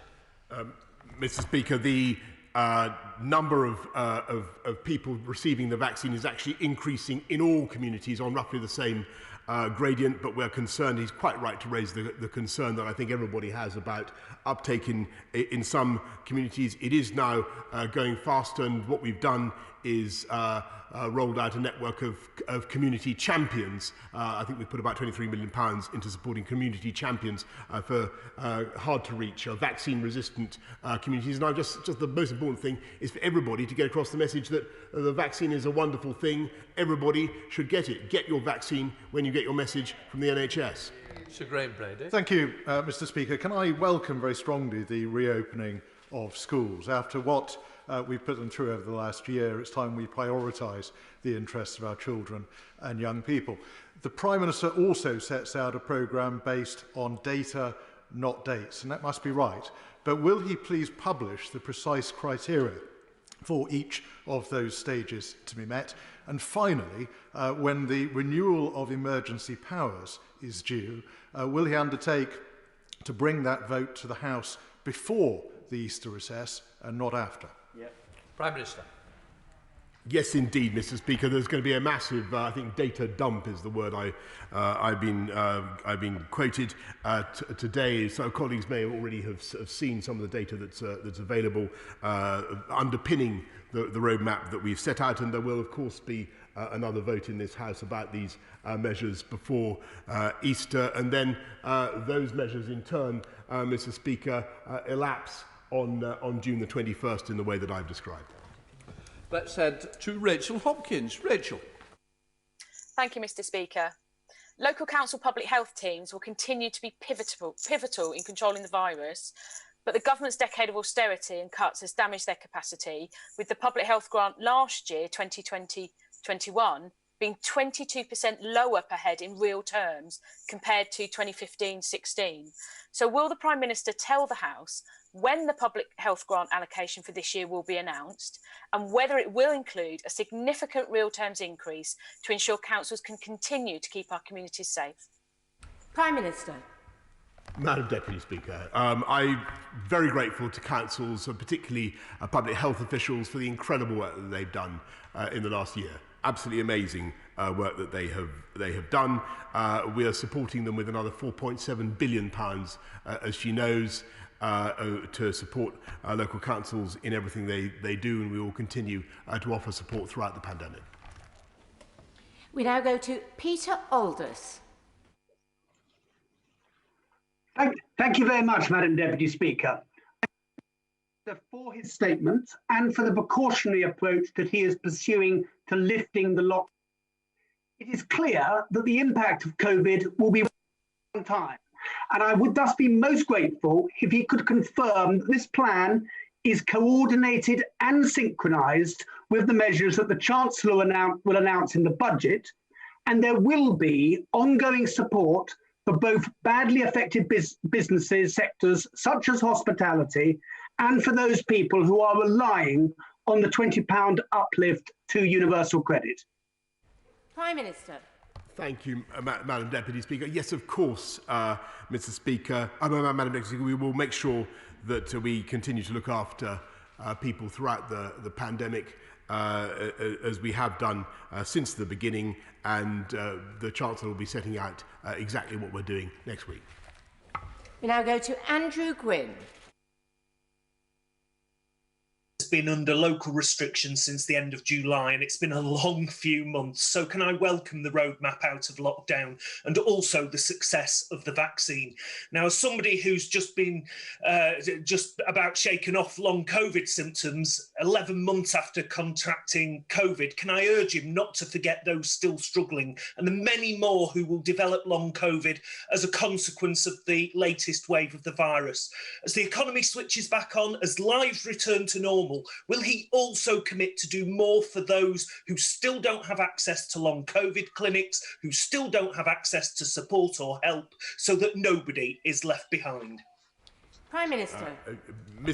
Madam Deputy Speaker, I'm delighted to see the honourable gentleman back on fighting form as somebody who's enjoyed lively on-screen debates with him in the past. It's good to see him back in shape. He's right to draw attention to long-term consequences of the disease, and we will do everything we can to alleviate suffering and to continue to invest in support for those who need it. Mark Harper. Thank you very much, Madam Deputy Speaker. Can I first of all thank the Prime Minister for the measures to get our children back to school on March the 8th. That's very welcome and something we've called for, and I think he should be congratulated on that, and also for the speed of the vaccine rollout. Could I just press him a little on the thoughts behind vaccinating groups 1 to 9? So that's everyone over 50 and those 16 to 64 with a health condition that makes them vulnerable to COVID. Those groups account for 99% of deaths and around 80% of hospitalisation. So for what reason, once they've been vaccinated and protected from COVID by the end of April at the latest, is there any need for restrictions to continue? Prime Minister. He makes an excellent, my honourable friend makes an excellent point. The difficulty is that, of course, there will be at least a significant minority who either have not taken up the vaccine in those vulnerable groups for the reasons that the House has been discussing, or who, having had the vaccine, are not given sufficient protection. We believe that the protection is very substantial, but there will be a large minority who will not have sufficient protection. And the risk is that if you let the brakes off, Madam Deputy Speaker, then the disease could surge up in such a way as, again, to rip through a large number rip through those groups in a way that, alas, I don't think anybody in this country would want to see. So I'm afraid it's pure mathematics. There is still a substantial body of risk. And we also need to wait and see exactly what the effects of the vaccine are. There are some promising data, but I think what the country would want at this stage is caution and certainty and irreversibility, and that is what we aim to provide. We now go to Barbara Keeley. Thank you, Madam Deputy Speaker. Throughout this crisis, the government has been slow to offer the financial support that people need. From 3 million people excluded from any support to thousands of people failing to self-isolate because they can't afford to miss work, it's clear we need to do more. To get through the next few months, can the Prime Minister confirm that the budget will bring forward adequate financial support for everyone who cannot work due to the pandemic, including those who are self-isolating, rather than the current system which sees too many people fall through the cracks? Prime Minister. Yes, I certainly can confirm that, and she should wait to see what the Chancellor has to say next week. And I think colleagues on all sides of the House would concede that the programmes of support that my right honourable friend the Chancellor has brought forward have been extremely effective and generous by virtually all international comparisons. Hugh Merriman. Thank you very much, Madam Deputy Speaker, and can I welcome the Prime Minister's statement. Those of us who represent constituencies where retail, hospitality and tourism is an absolute lifeblood will really welcome the dates and the fact that domestic holidays in England are open as normal for the summer. But could I ask the Prime Minister just to give a little more detail on the Global Travel Task Force, which reports by 12th of April, and that it will set out the requirements regarding testing, vaccination certificates, social distancing and face masks, and I hope an end towards quarantine. Yes. Prime Minister. Yes, indeed, Madam Deputy Speaker. The Travel Task Force will be looking at all those things, quarantine, destinations and so on and so forth. I think at the moment, one consideration is that we need to make sure that there are countries that will be willing to accept British tourists in the way that we would like to see. Some of them have stepped forward and said that they will, but they're currently not very numerous. We now go to Emma Hardy. Emma Hardy. Thank you, Madam Deputy Speaker. Lateral flow testing is central to the Prime Minister's educational reopening plans. So can he explain why our only real-world published figures from the student asymptomatic testing programme in Scotland before Christmas showed almost 30% of positive tests turned out to be false when subject to a confirmatory PCR? Considering the financial, educational and mental health impact of self-isolation, does the Prime Minister share my concerns that a lot of students are going to be told to self-isolate for no reason? Prime Minister. I don't recognise that figure, Madam Deputy Speaker, and lateral flow tests are extremely valuable in isolating asymptomatic positive tests and in helping schools to restart, and that's why we're pursuing them. We now go to Suzanne Webb. Suzanne Webb.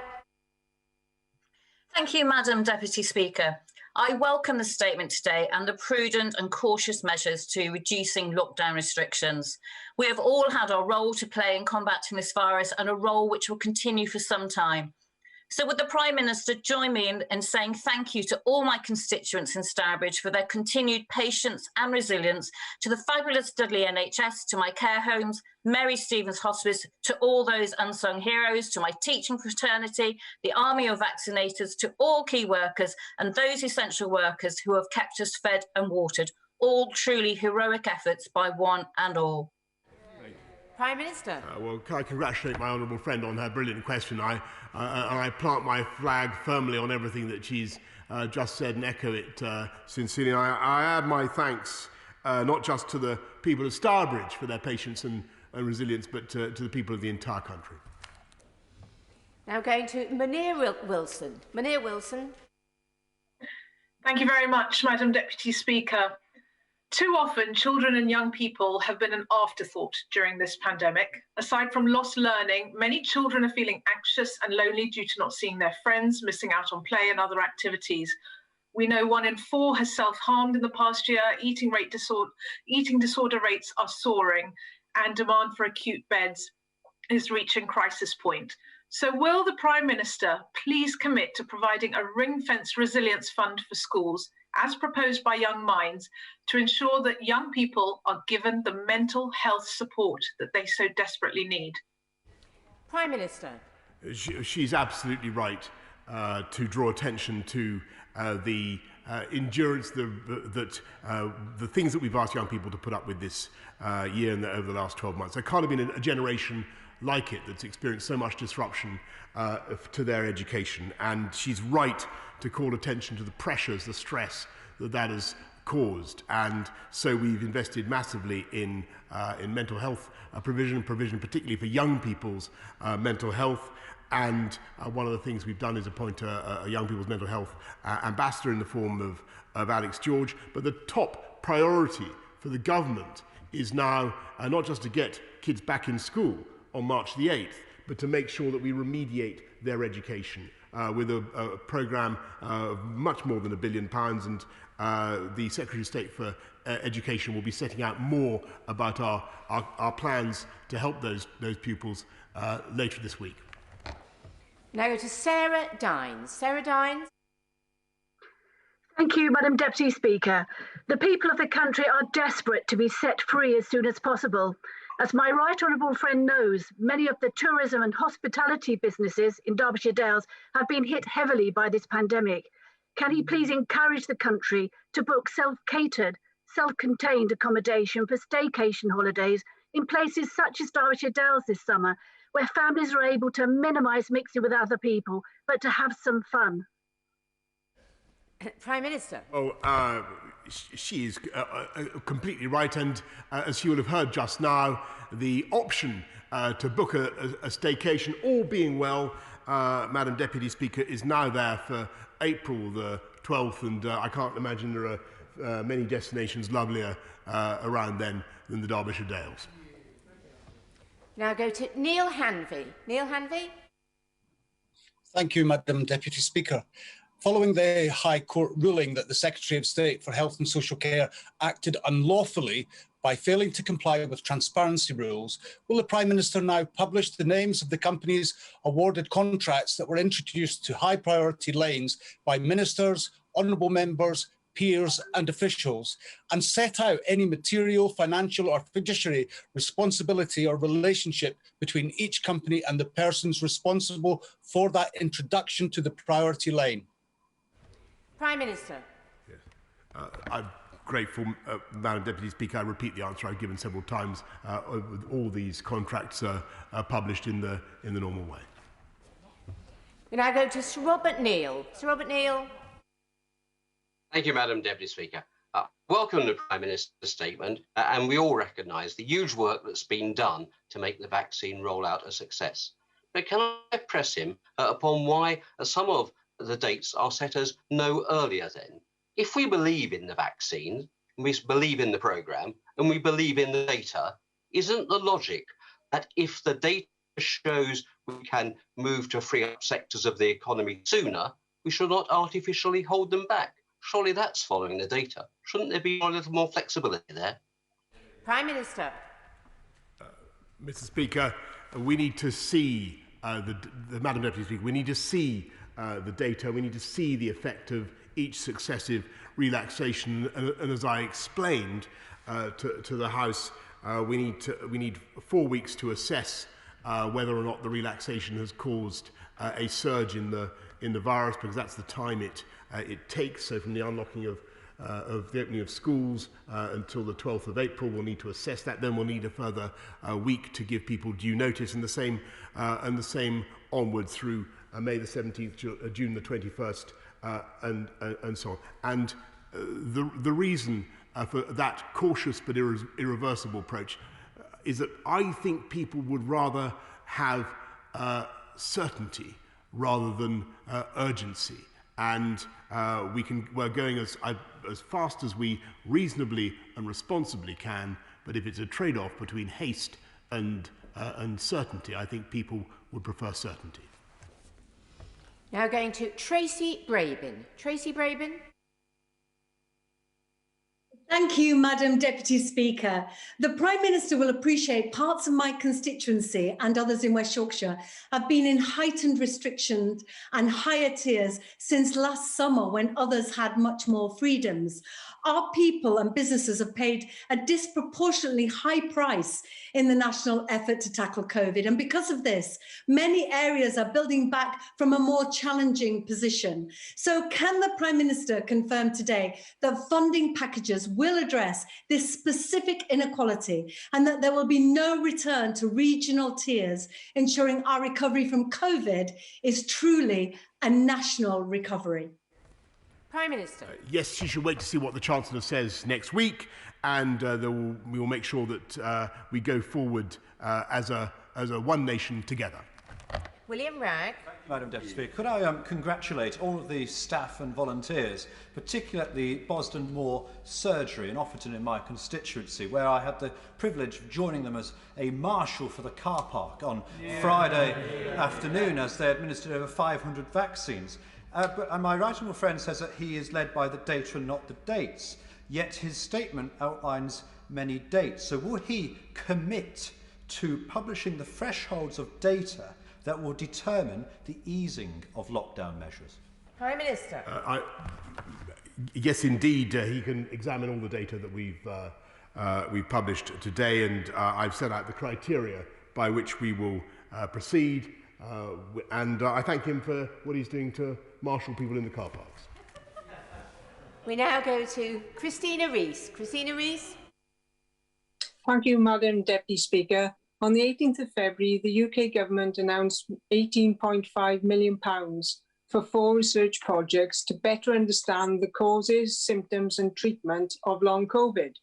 However, the linkage between sepsis and COVID and long sepsis and long COVID, as evidenced by the UK Sepsis Trust, was not mentioned. Would the Prime Minister please outline his plans to make sure that this very important linkage will be included in these research projects? Prime Minister. Of course we will look at sepsis, which I know is a deeply distressing condition, and whether it has any association with COVID. We now move to Kate Griffiths. Kate Griffiths. Thank you, Madam Deputy Speaker. I thank the Prime Minister for setting out these measures today, and I know everyone is keen to start socialising in a safe way as soon as possible. Can I ask the Prime Minister to allow pubs to reopen their gardens as quickly as possible? If 6 people can buy alcoholic drinks from a shop and meet in a park, then I hope that pubs will be given a chance to provide a takeaway service for consumption in their gardens as soon as possible. Prime Minister. Yes, indeed, and that's why April the 12th is the date. Christian Matheson. Thank you, Madam Deputy Speaker. Last month was the worst on record for new aircraft orders in the aerospace sector, which is so important to my constituency. Along with tourism, travel and aviation, as we've heard, will suffer a long time after these restrictions are lifted. So will the Prime Minister commit to continuing support for those areas of the economy that drive so much of the value in the economy, but will suffer from a much longer lag before they're able to pick up again?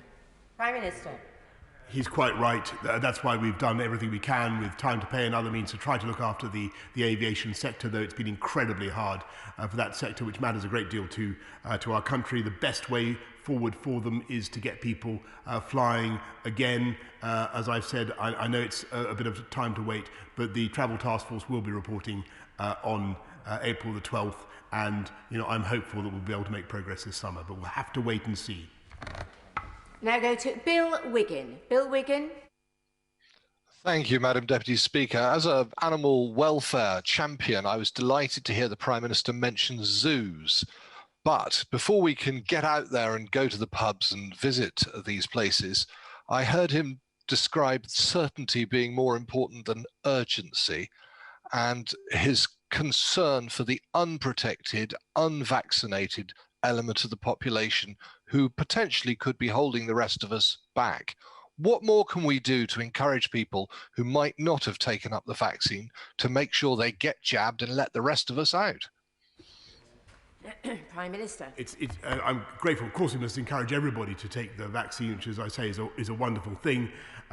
One of the problems is that it's at the moment we're not, as he knows, vaccinating children. Children are not approved for the vaccine, and though they are possible vectors of the disease, and there are people, as my honourable friend knows, who are vulnerable to the disease, even though they may have been vaccinated. There will be at least a percentage. So we've got to make sure we proceed with caution, but in a way that we don't have to go back on.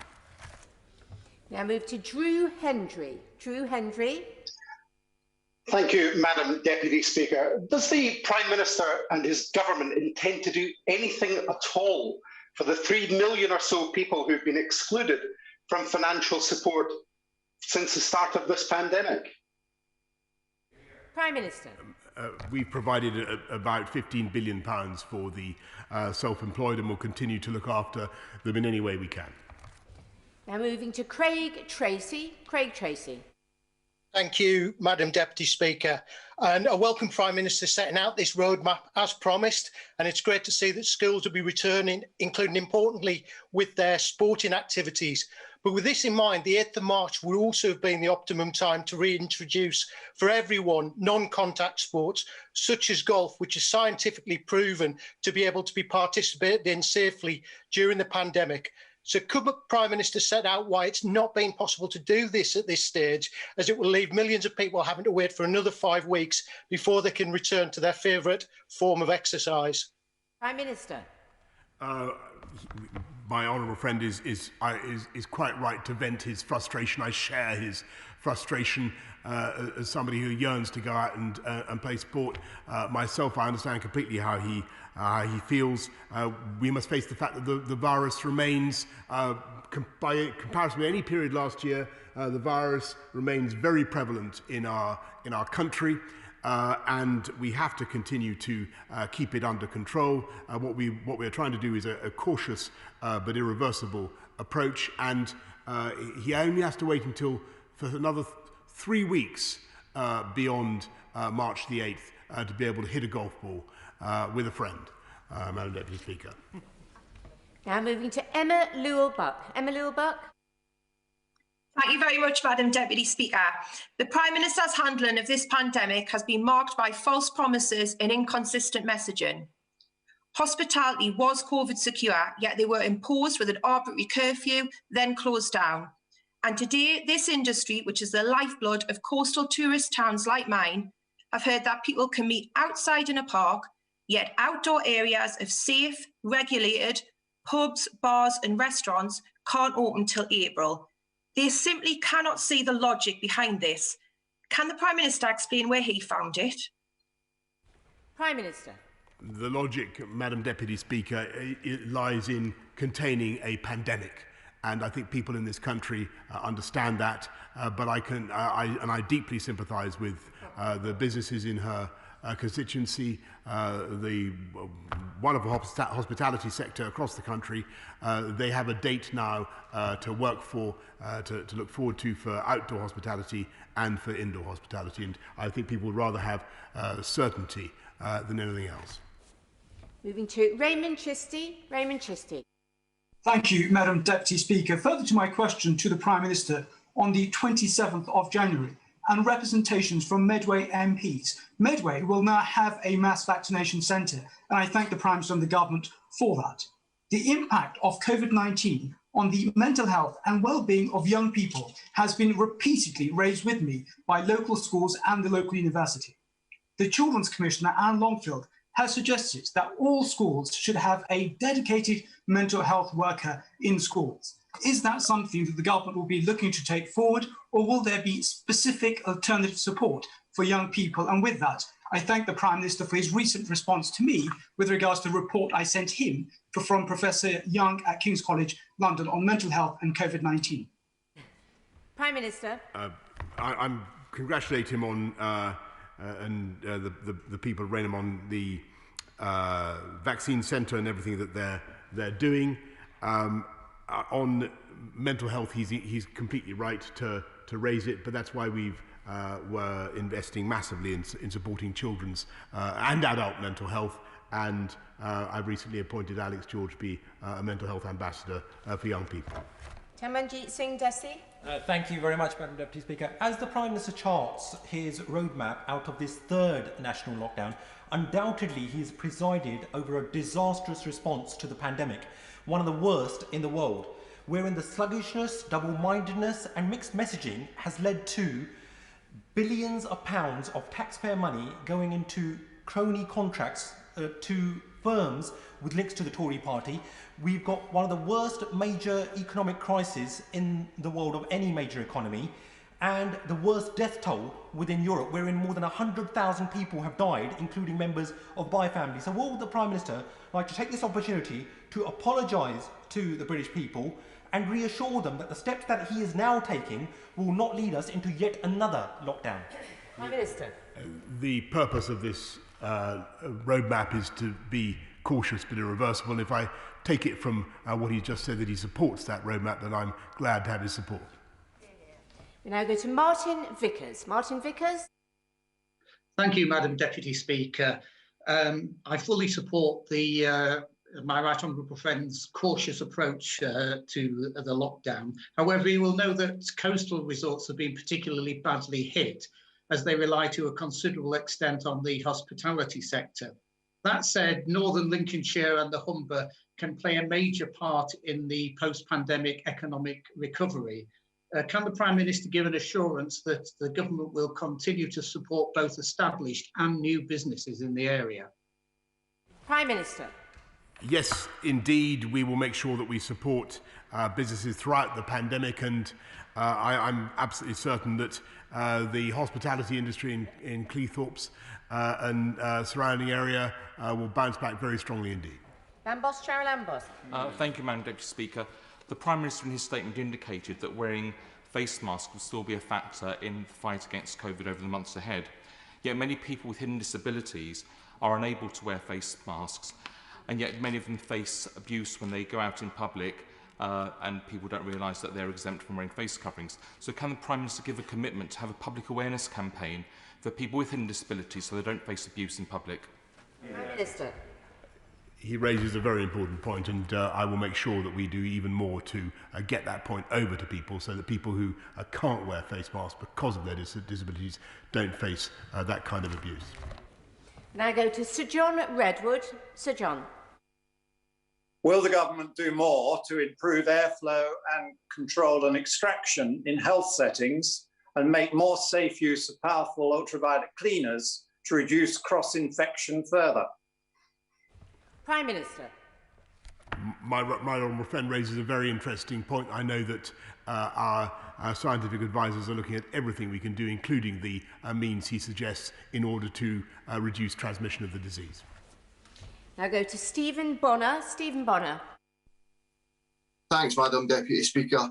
Scientific research from leading Scottish universities has today shown substantial reductions in serious COVID-19 hospital admissions following administration of the first dose of the vaccine. Given this success, does the Prime Minister not agree with me? It is now time to prioritise critical public servants, such as our teachers and other key workers, to ensure maximum protections are in place as we begin to ease our way out of this lockdown. Prime Minister. I think that most people in this House would agree, Madam Deputy Speaker, that the JCVI was right in their prioritisation of those who are most vulnerable, and that our ambition in the vaccine rollout programme should be to vaccinate, firstly, those who are most at risk of serious disease and death, and that is the right approach. Moving to Andrew Bowie. Andrew Bowie. Thank you very much, Madam Deputy Speaker. I welcome my right honourable friend's statement this afternoon and very much hope that it is matched by the First Minister's statement to the Scottish Parliament tomorrow, because it is better for business, not least the tourism and hospitality sector, that the whole country moves at the same pace. In that vein, does the Prime Minister agree with me that the incredible success pace and take-up of the vaccine just shows what this country can achieve when we do it together? Prime Minister. He is completely right. My honourable friend is completely right. It's been a stunning example of the whole of the UK working together to roll out a programme that's been absolutely vital for our whole country. And cooperation with the DAs has been terrific on this, but it's something that could not have been achieved without the UK working together. Moving to Stephen Kinnock. Stephen Kinnock. Thank you, Madam Deputy Speaker. The Prime Minister should know that there can be no post-pandemic economic recovery without a strong and healthy UK steel industry. But he should also know that our steel workers are having to compete with one hand tied behind their backs because our electricity costs our steelmakers 86% more than Germany and 62% more than in France. What steps will the Prime Minister be taking to reduce British electricity costs to internationally competitive levels so that our steel industry can thrive in the wake of this pandemic? Prime Minister. He raises a very important point, and of course that was one of the consequences of the some of the taxes and some of the skewing of the prices that have been chosen over many years by government. We want to make sure that we have a steel industry in this country that is able to compete, and that we must indeed address the discriminatory costs of energy. He's completely right to raise it. Just a quick reminder, this is about the COVID statement. So we now move to Andrew Selous.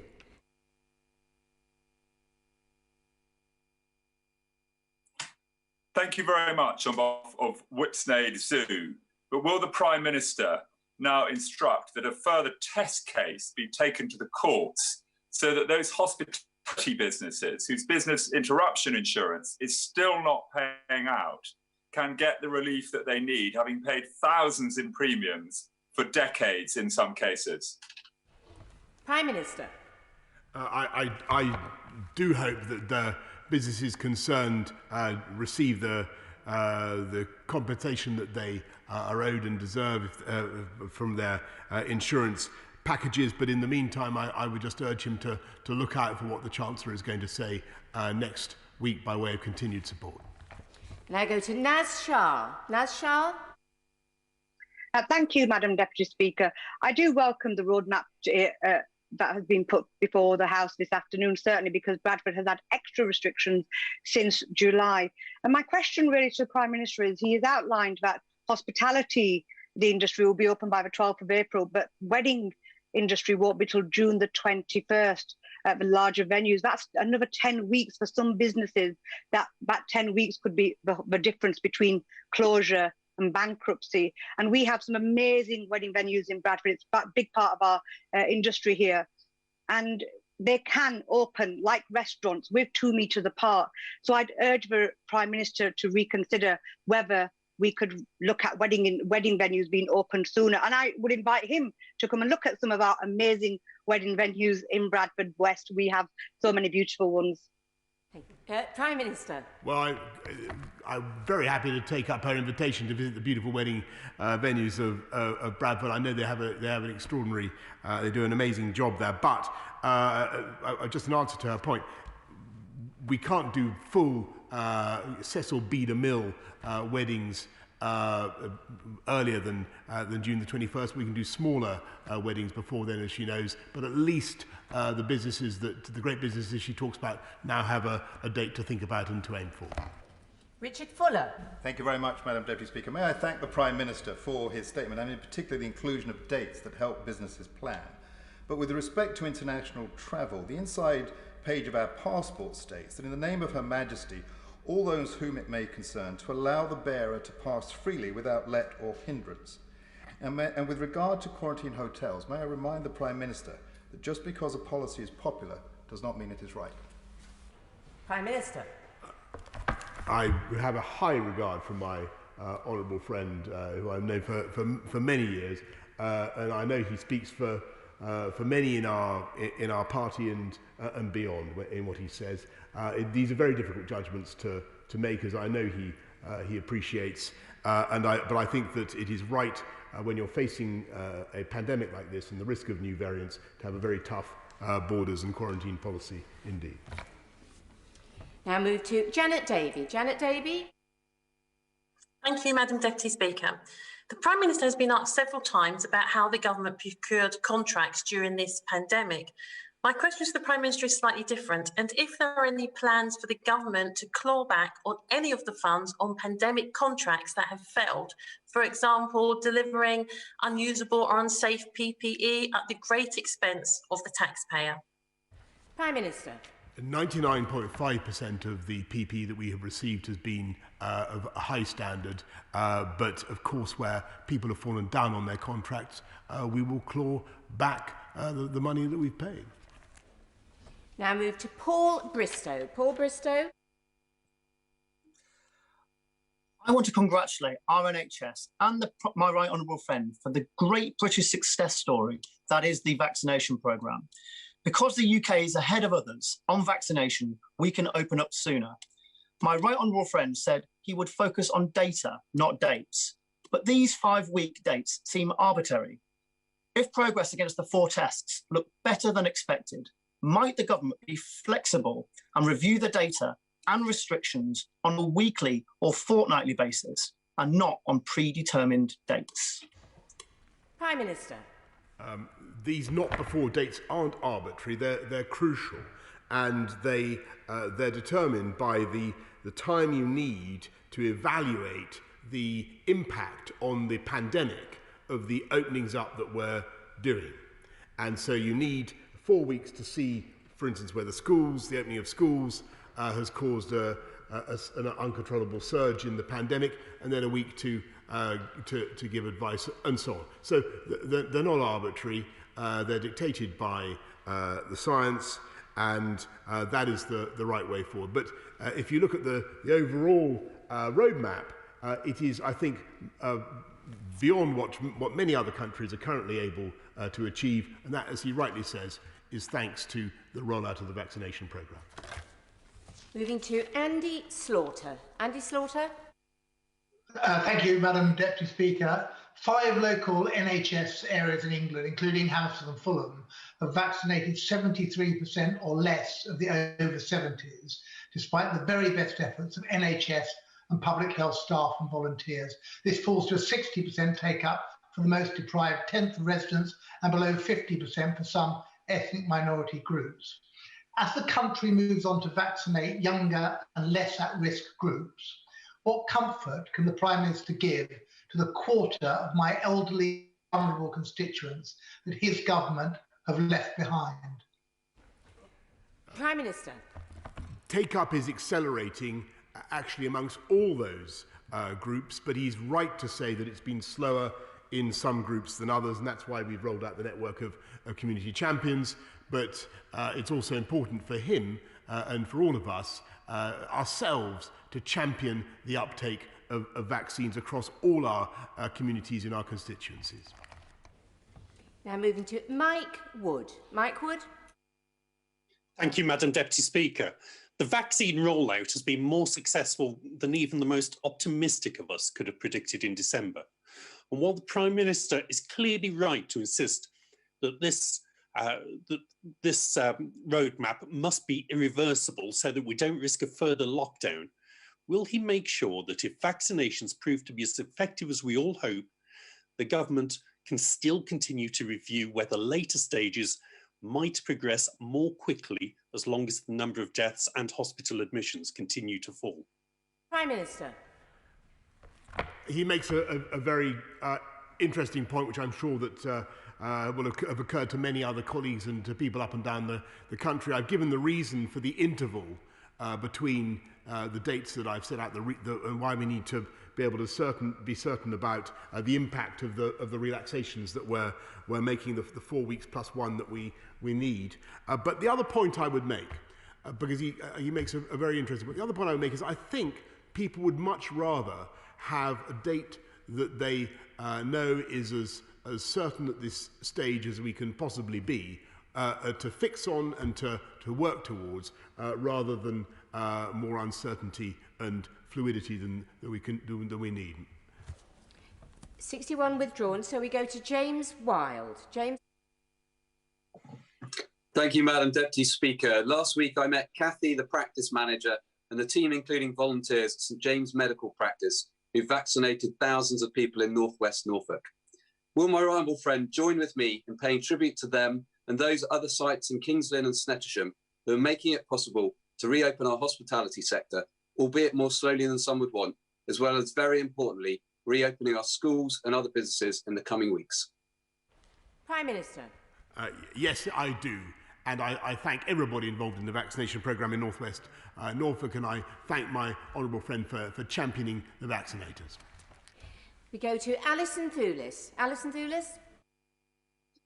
Thank you very much. The APPG gaps in support heard evidence last week on how tens of thousands of women have been forgotten about during this pandemic. So will the Prime Minister meet with the Maternity Action, Pregnant Then Screwed, Bethany Power and Snala Joshi to hear how he can redress the balance and how he can redress the unfairness that those who were pregnant and on maternity leave have faced during the pandemic? Prime Minister. She raises an important point. I'll certainly make sure that the relevant minister receives such a delegation. Now move to Julian Sturdy. Julian Sturdy. Thank you, Madam Deputy Speaker. In view of the Prime Minister's sensible commitment to act on the basis of data, not data, which I fully support, can he clarify if there is scope and flexibility in his roadmap to go faster in relaxing restrictions if the vaccination programme proceeds more rapidly than expected and the data shows enhanced effectiveness of the vaccine as more of that data comes forward, resulting in radically reduced transmission and hospital admissions? Surely, if we're following the data, that flexibility has to work both ways. Prime Minister. This is all. I'm very grateful to my honourable friend. This is already a very fast unlocking programme by other international standards. The timetable is dictated, as I've explained, by the intervals we need to evaluate the effect of each successive lockdown.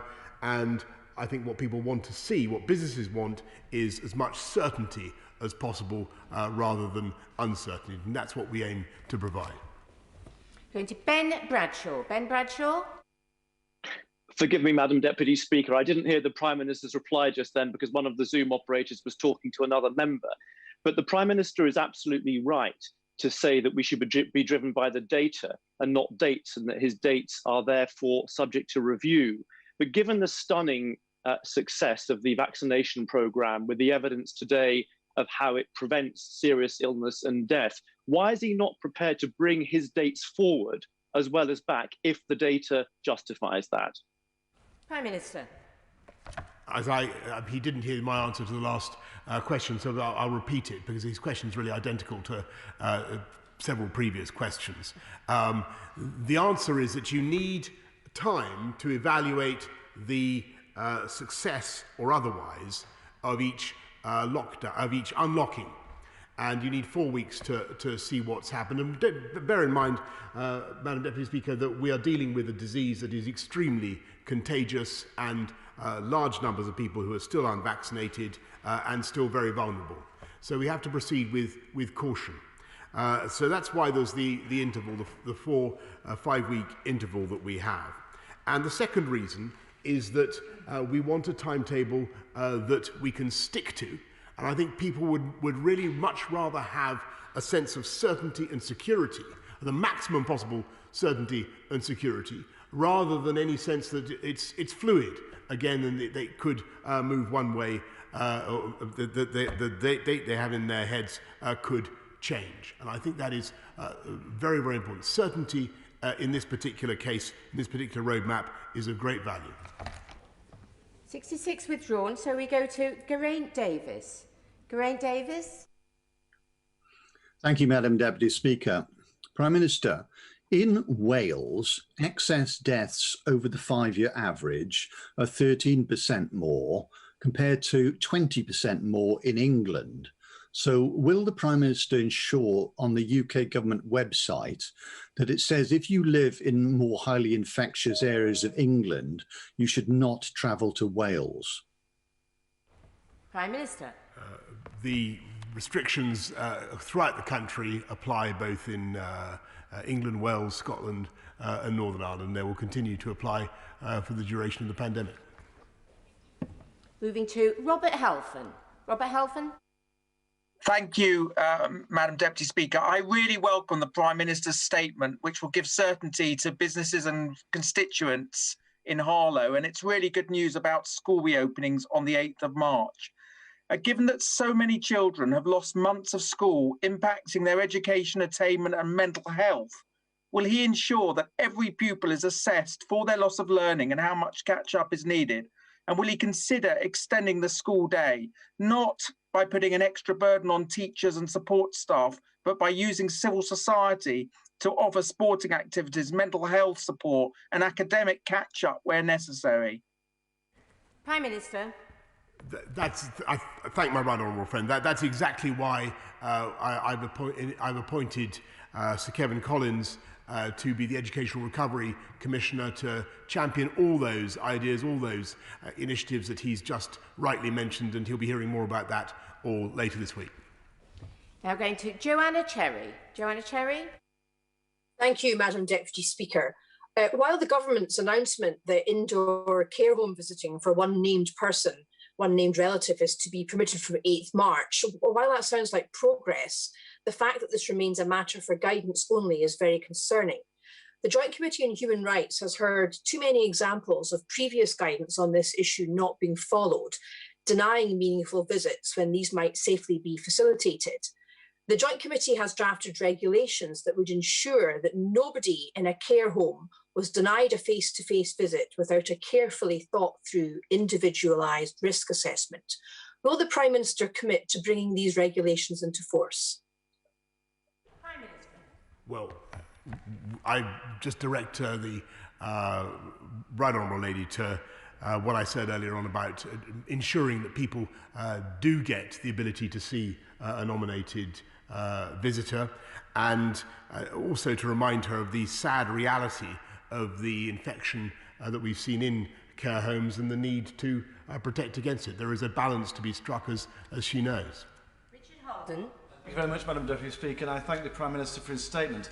Everyone, especially young people, small businesses in the hospitality and pub sector in North West Durham, but across the country, have made massive sacrifices to achieve the huge progress in tackling the pandemic. As long as the government's world-leading vaccine programme continues, the roadmap means we'll now be off almost restrictions by late June with that certain approach the Prime Minister is pushing for. Therefore, can I extend to him an invitation to the Prime Minister, his fiancée Carrie, Wilfred and Dylan to visit North West Durham this summer to see some of Britain's most beautiful but least well-known countryside? I thank my honourable friend. I can't. Wild horses wouldn't keep me away from North West Durham. I can tell him that. We now go to Asfal Khan. Asfal Khan.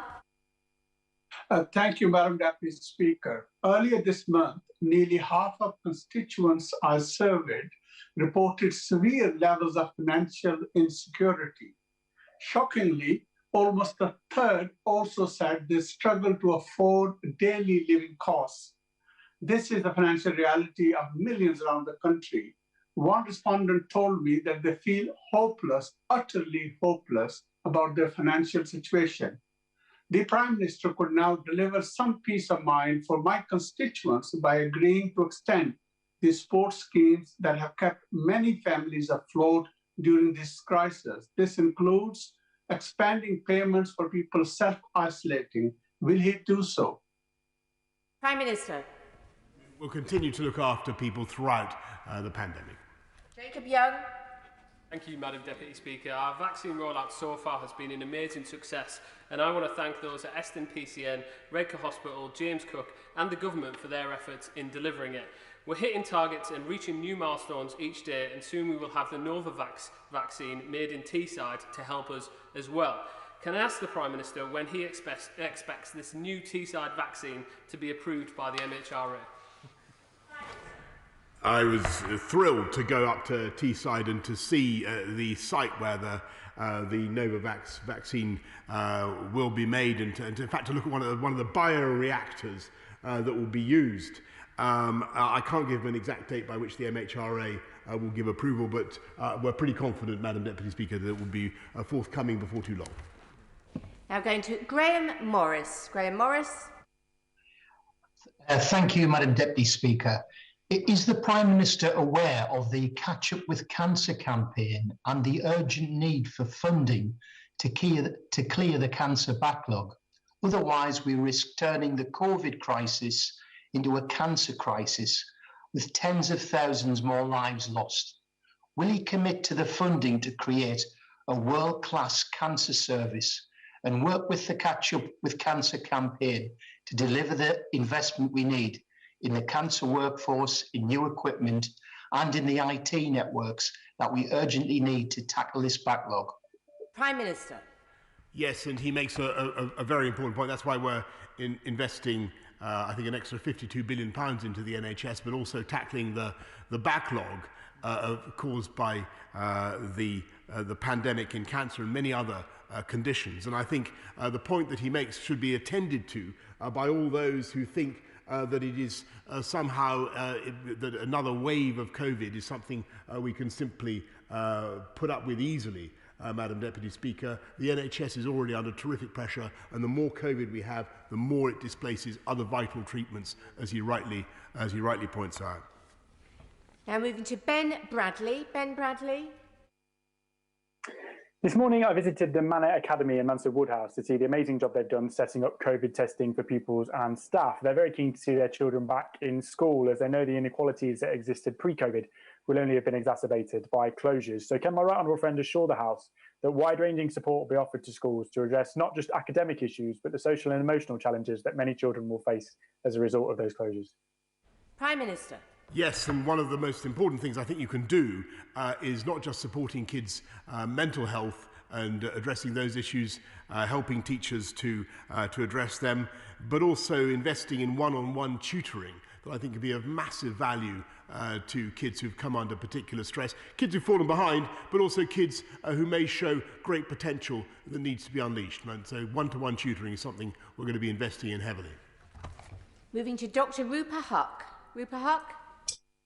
Madam Deputy Speaker, to add to the various helter-skelter of pending cliff edge dates, stamp duty, eviction ban, business rates, UC, furlough, one ended yesterday, a little-known one, when the 4 months of free vitamin D supplied to the shielding, the expiry date to claim ended. Can you tell us Will the 1.7 new shielders just added to the list be eligible for this? Can he advertise it more widely? And indeed, given how vitamin D builds immunity to all viruses, even for people who are not yet eligible for their vaccination, can he commit to a year-long advertising campaign for all? Kellogg's are on board. Will he do it? Minister. I thank her very much for what she says about vitamin D. I think she's right about the value that vitamin can have, and we'll make sure that we give it due publicity. Moving to Mark Menzies. Mark Menzies. Thank you, Madam Deputy Speaker. I would like to welcome the Prime Minister's statement today and also to acknowledge the tremendous leadership that he has shown in driving forward the vaccine programme. But as my right honourable friend is aware, tourism and hospitality sectors are vital to the flooded economy, and they are ready and willing to trade their way to recovery. Can my right honourable friend assure me that he will keep this sector at the front of his thoughts, both ahead of next week's budget and when implementing his roadmap? Prime Minister. The tourism sector is absolutely vital for our country, and the faster we can get it open, the better. But the best way to open it up the fastest is to have a roadmap from which we don't deviate and on which we're not forced to go backwards. And that's what we're setting out today. I'm glad we have his support. Going to Ruth Cadbury. Ruth Cadbury. Thank you, Madam Deputy Speaker. The Prime Minister has today both acknowledged the importance of holidays abroad, but also that strict quarantine is essential to address global transmission of COVID. The aviation sector has estimated that at best, aviation will only return in the UK to a third of 2019 levels this year, and full recovery could take 5 years. So when will the government be releasing their delayed aviation recovery plan? And what additional support will the government be providing for communities like mine and like the Prime Minister's who are very dependent on the aviation sector for employment? Prime Minister. She'll be hearing a lot more about that and other matters on April the 12th. Moving to Dr. James Davis. Dr. James Davis. Thank you, Madam Deputy Speaker. My right honourable friend has quite rightly placed an emphasis on the reopening of schools, with a return to school of all children in England on the 8th of March. In Wales, primary school children aged 7 and under will return this week, while it's hoped that the remainder of primary school children and some older pupils taking qualifications may return on the 15th of March. However, there appear to be no plans for most secondary school pupils to return in Wales until after Easter, potentially beyond the reopening of some non-essential shops. Will the Prime Minister urge the Welsh Government to reconsider its approach, given the harm that young people have already endured during this pandemic? Minister. Well, thank my honourable friend. Obviously, that is a matter for the devolved authority, but I'm sure he shares my hope that all pupils will be back in school as fast as possible, and that we'll hear from the Labour Party in Wales that schools are safe. Moving to Maria Eagle. Maria Eagle. Thank you, Madam Deputy Speaker. In Liverpool, only 23% of those who applied for test, trace and isolate payment received it, and over 2/5 of them received a discretionary payment from money which is now exhausted. Now, effectively facilitating isolation is going to be key in preventing the resurgence of the virus via new strains, which might compromise the vaccine. So does the Prime Minister accept that eligibility for the test, trace and isolate payment is not drawn widely enough to provide support to those who need it and who can't afford to stop work without extra help? And will he agree to extend it to include all of those people who have no access to statutory sick pay? Prime Minister. We will continue to support all those who are isolating. Indeed, we will do what we can to increase our support for them, but we will also support everybody throughout this pandemic, and she should wait for the Chancellor and the budget next week. Steve Bryan. Thank you, Madam Deputy Speaker. I want to welcome and indeed raise a hallelujah that the good sense and we're standing with parents and children as all pupils will return from March the 8th. It's the right thing to do on so many levels. Can I ask the Prime Minister, though, what evidence has driven his decision that outdoor sport, not in-school outdoor sport, wider outdoor sport, for those same children cannot go ahead for at least another month? And After all the good work that they've done last year to create COVID-secure environments, restaurants and cafes face another 3 months before they can open in any meaningful way. What is the evidence that he's seen that's convinced him to make that decision today? Thank you. Actually, actually outdoor sport for schools can go ahead from March the 8th, as I said earlier on, and the evidence for all the decisions that we've taken, a massive quantity of scientific evidence has been deposited today with the House. We now go to Yvette Cooper. Yvette Cooper. Thank you, Madam Deputy Speaker. Our COVID rates in Yorkshire have fallen much more slowly than in London and the South East, partly because fewer people can work from home and more people in our towns have to go out to work to keep our factories and distribution centres running.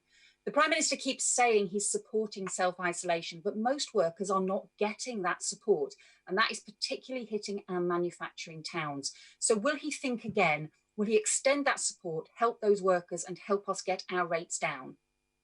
Prime Minister. Thank her. We are indeed increasing our support, as I said, for people who are self-isolating, and continue to look after workers throughout the pandemic. But the best thing for all those businesses is to continue as they're doing in Yorkshire to get the disease down and keep it under control. I'm afraid we've mislaid Alex Shelbrook, but we will try to return to him. So we move straight to Vicky Foxcroft. Deputy Speaker, disabled people have been one of the hardest hit groups during this pandemic. Communication with disabled people and those shielding has been poor. Far too often, communications have been late and not in accessible formats. But the Prime Minister can seek to rectify this now. Will he provide a clear roadmap for those people shielding so they know when it's safe for them to rejoin society? Prime Minister. Yes, indeed, and it's here. It's the roadmap that she should have with her now, which is online now, and the measures specifically for disabled people, for those shielding, are clearly set out. Now moving to Simon Clarke. Simon Clarke.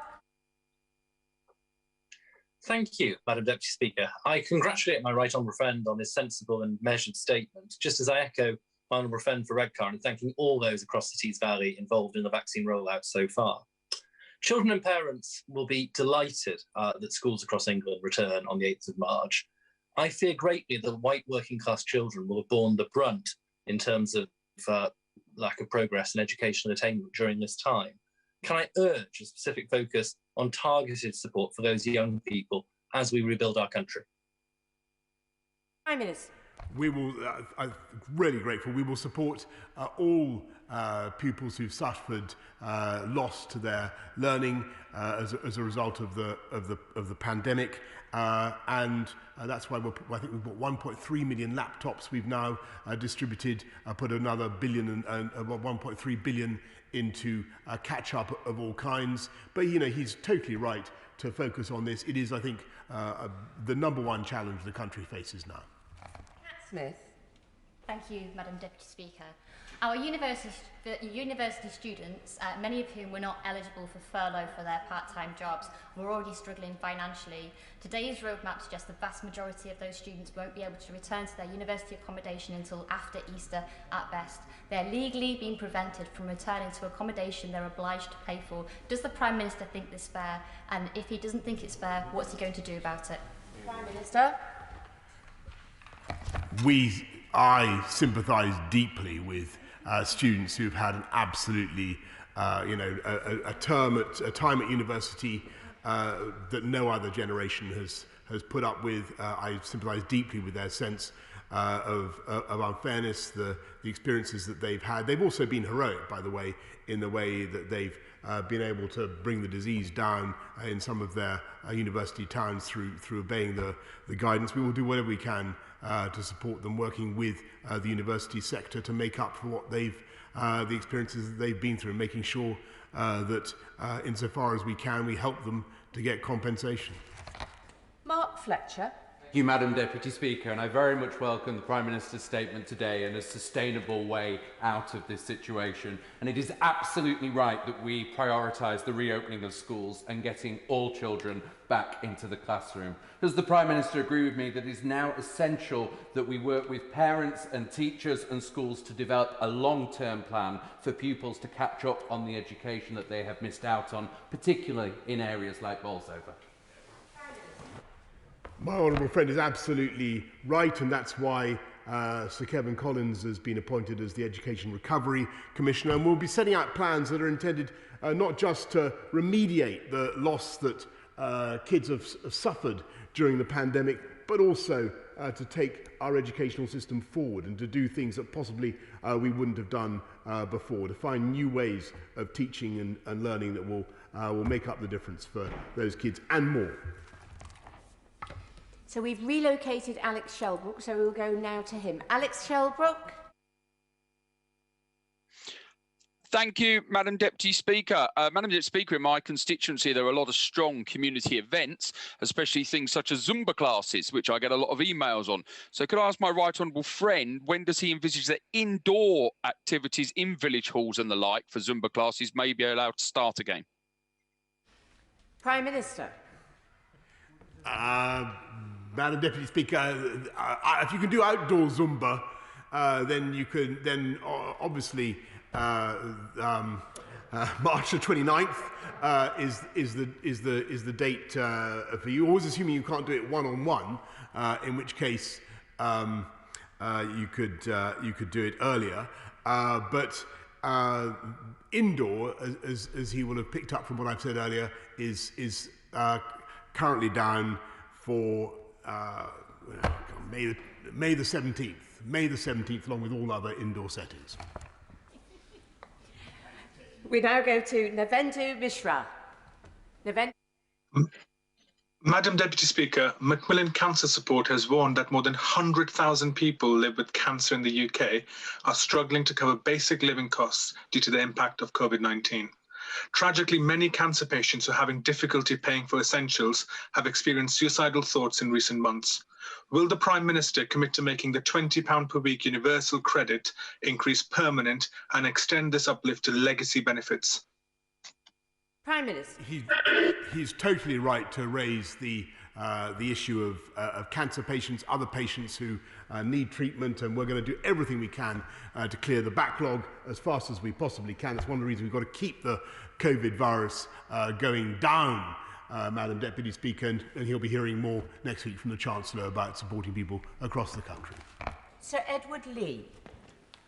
It seems to me that many of the 88 people who've gone before me and who've been critical of the Prime Minister have been wise after the event. So let me now do precisely that and plead guilty to this charge. If severe quarantine measures from the very start have been so effective as in Australia, and equally if tough local lockdowns have been effective in China, doesn't that rather beg the question why we didn't do it over a year ago? I don't say this to be difficult, but to learn from the future and to ponder on what we should do next time. And I think many people in the country think that it's better to be tough on foreign travel than tough on children attending school. I think he speaks for many people in the country, my own friend, when he says that we do have a very tough regime on international travel, one of the toughest in the world, and we will certainly be making sure we learn all the lessons we need to about the early handling of the pandemic. Now go to Kerry McCarthy. Kerry McCarthy. Thank you, Madam Deputy Speaker. Events and exhibitions companies in my constituency are still struggling to get any support for lost business. The fact that they're not customer facing means they don't get the retail hospitality grant. The fact they haven't actually been forced to close, although they service businesses that have, means that they've lost out on the council's LSRG closed grant. They're not arts organisations as such, so they don't get the Arts Council funding. And the advice and guidance that is being given to local councils about what grants they should be giving to events and exhibition sector is incredibly vague and inconsistent. So what reassurance can the Prime Minister give me that in the Chancellor's budget next week, there will finally be help for those companies like the ones in my constituency that are just absolutely at their, at their last legs? Prime Minister. I'm acutely conscious of the businesses that have fallen through the cracks, as it were. Madam Deputy Speaker, wholesalers, for instance, who find it difficult to qualify under one scheme or another. We're doing absolutely everything we can to make sure that we give the support that people want.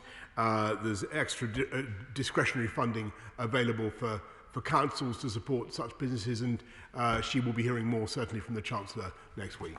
Anthony Mangnall. Thank you, Madam Deputy Speaker, and I welcome the Prime Minister's statement. Millions of young people have had their lives put on hold over the last 13 months. They have been the least likely to suffer severely from this virus. So I wonder if the Prime Minister can look ahead and just inform me and the House as to what we can do to help those university students who are going to enter the job market for the first time, those leaving school. Because right now they look ahead and they look post-lockdown into a world that is very uncertain, and their future must be safeguarded. So what can we do? He raises a vital point, and that's why we've got the £2 billion kickstart funds in addition to many other schemes to help young people into work, to help them with what could be a very difficult transition. But the best thing possible is to get the economy open and firing again. Patrick Grady. Thank you, Madam Deputy Speaker. The German equivalent of furlough, the Kurzarbeit scheme, will be accessible to employers until at least the end of this year. So given that he said the United Kingdom would prosper mightily outside the European Union, why can't his government provide that level, or why won't his government provide that level of certainty and support to employers on these islands so they can plan with some confidence for a new post-pandemic normal? He'll be hearing a lot more next week about the support that we're going to give throughout the whole of the UK, and perhaps, while we're on the subject, perhaps he could confirm that the Scottish Nationalist Party would have remained in the European Medicines Agency. I think he's a member of the SNP. Now go to Peter Bone. Peter Bone. Thank you, Madam Deputy Speaker. Last year, a wonderful young couple in my constituency had to cancel their wedding because of COVID. They contacted me this morning so that I could ask the Prime Minister whether he could guarantee their wedding would be able to go ahead on the 1st of July. And if he can, Rhiannon and Jordan will send a wedding invite in the post tonight. Prime Minister. I thank my honourable friend. I can't absolutely guarantee that Rhiannon and Jordan's wedding will be able to go ahead on the 1st of July, but if we can stick with this roadmap, and I hope very much that we can, then all is set fair for them, and I hope the sun will shine on them both with or without my presence. Now go to Zara Sultana. Zara Sultana. Thank you, Madam Deputy Speaker. We have more than 120,000 COVID deaths, the highest death rate of any large country in the world, and the deepest recession of any major economy.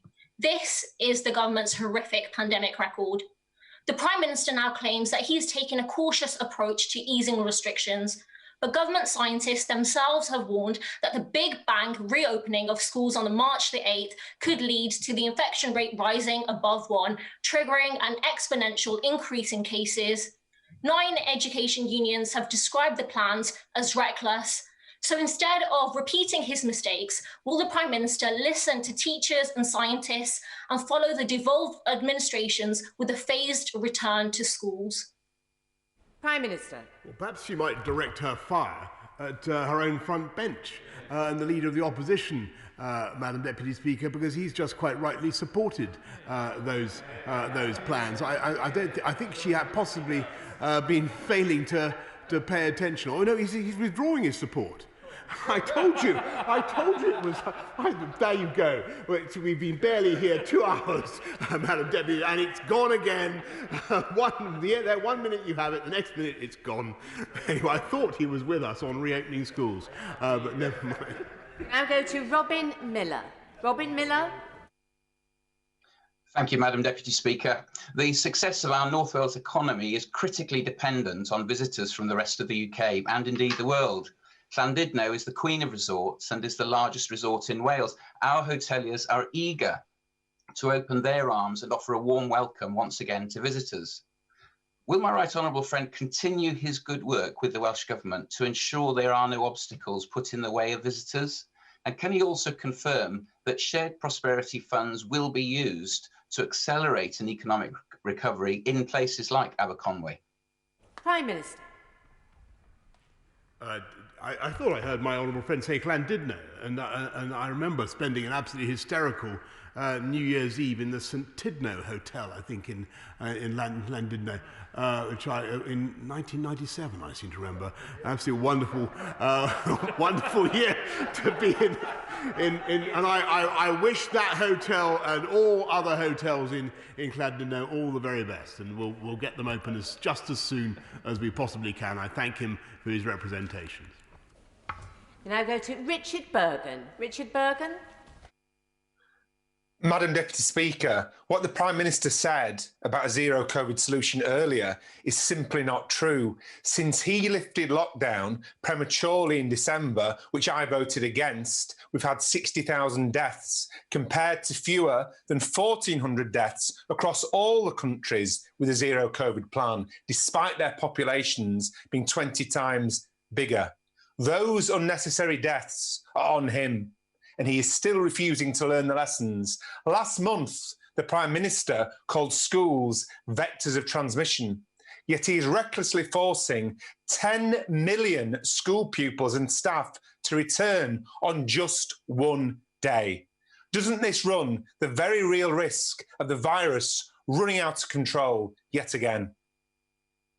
Prime Minister. Well, there's one of those moments when I sympathise very much with the Leader of the Opposition, because there speaks the authentic voice of the union-dominated Labour left. I don't think that he's right in what he says. I think that most people in this country understand that schools need to go back, and they support it. And I've just heard from I just heard from the right honourable gentleman. He does support that on March the 8th, which is good news. We now go to Alberto Costa. Alberto Costa. Thank you, Madam Deputy Speaker. Prime Minister, you've timed step 2 perfectly. Why do I say that? Foss Shopping Park Centre in my constituency, one of Britain's biggest out-of-town shopping centres, has expanded with a £168 million investment, including the flagship Next UK store. Now, it was due to open last year. Obviously, COVID didn't allow that, but it will open just as soon as you allow it to open. Will you do it the honours, come and cut the ribbon, and help boost consumer confidence across our country? Prime Minister. Non-essential retail, as I've told the House, will be opening on April the 12th. Whether I'm essential to the opening of Foss Park, I doubt, but I'm very grateful to him for the invitation. I'm sure that if I can't get there, he'll do a magnificent job in my place. We now go to Mohammed Yassin. Mohammed Yassin. Thank you very much, Madam Deputy Speaker. I'm very concerned about the large numbers of care home staff and Black and ethnic minority groups who won't take up the vaccine. MPs and local authorities have been asking his government for weeks to supply the detailed data they need to identify and resolve vaccine non-compliance.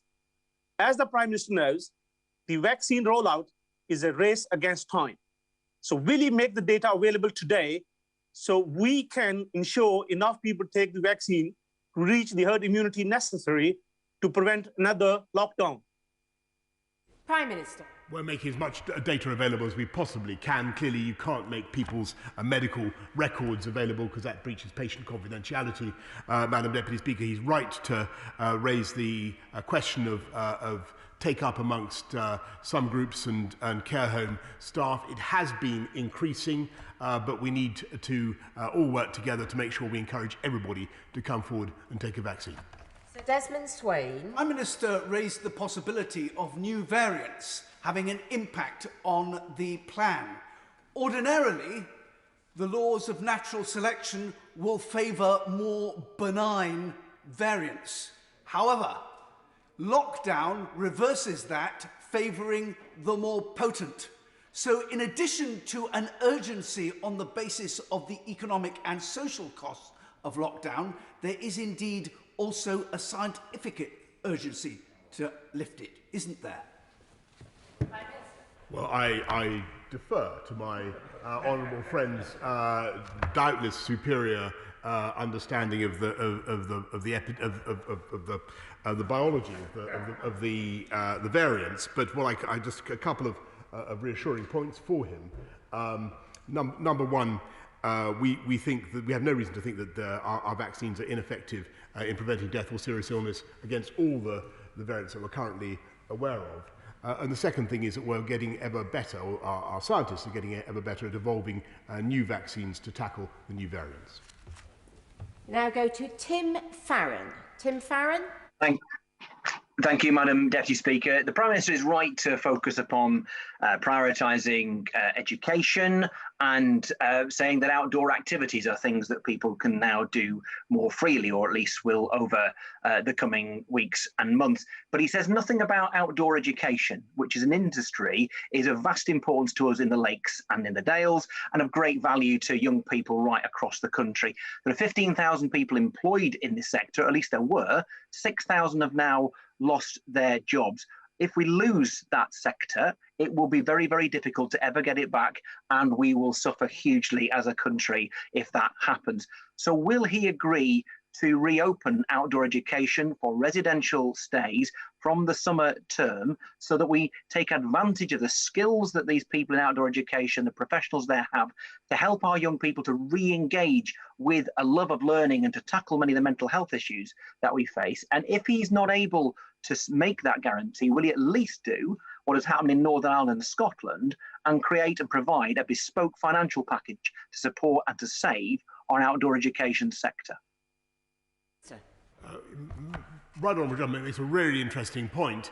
As you know, indoor education is opening on March the 8th. So given that transmission is much less likely outdoors, I would have thought that a fortiori, outdoor education should be able to open on the same date. But I'll make sure that we get back to him if that should for any reason turn out not to be the case. I can't see why it shouldn't be the case, but we'll get back to him. Final question, Jason McCartney. Jason McCartney? Thank you, Madam Deputy Speaker. And as the owner of one of my local hair salons has just said, the future now looks a little brighter thanks to this roadmap. Will the Prime Minister join me in thanking the wonderful volunteers, GPs, pharmacies and nurses who have helped administer thousands of vaccines in my area? And finally, can he also make sure that the Chancellor announces in his budget support for the wedding, hospitality and event sectors who will have to wait just a little bit longer now before they can fully reopen safely? Yes, sir. I think he's caught the tone of it exactly right, that there is just a little bit longer to go now. The Chancellor will be setting out the support that we need to put in place for all the businesses that he mentions. I echo his support and his thanks to them, particularly to hair salons, which I look forward to being able to use without too much delay myself, Madam Deputy Speaker. Thank the Prime Minister for his statement, and am now suspended. Point of order, Steve Bryan. Thank you very much for that. The Prime Minister has obviously today outlined a very helpful roadmap for reopening our economy and our society. Can I ask the Chair whether any such plan exists for our House of Commons? The Prime Minister obviously referred to Parliament in his statement. The House of Commons, by any standard, remains a shadow of its former self in terms of the debate that's held, let alone the range and the effectiveness of the scrutiny of the executive, which is, after all, our job. So can I ask whether any plan exists for our House of Commons and when we might get sight of that?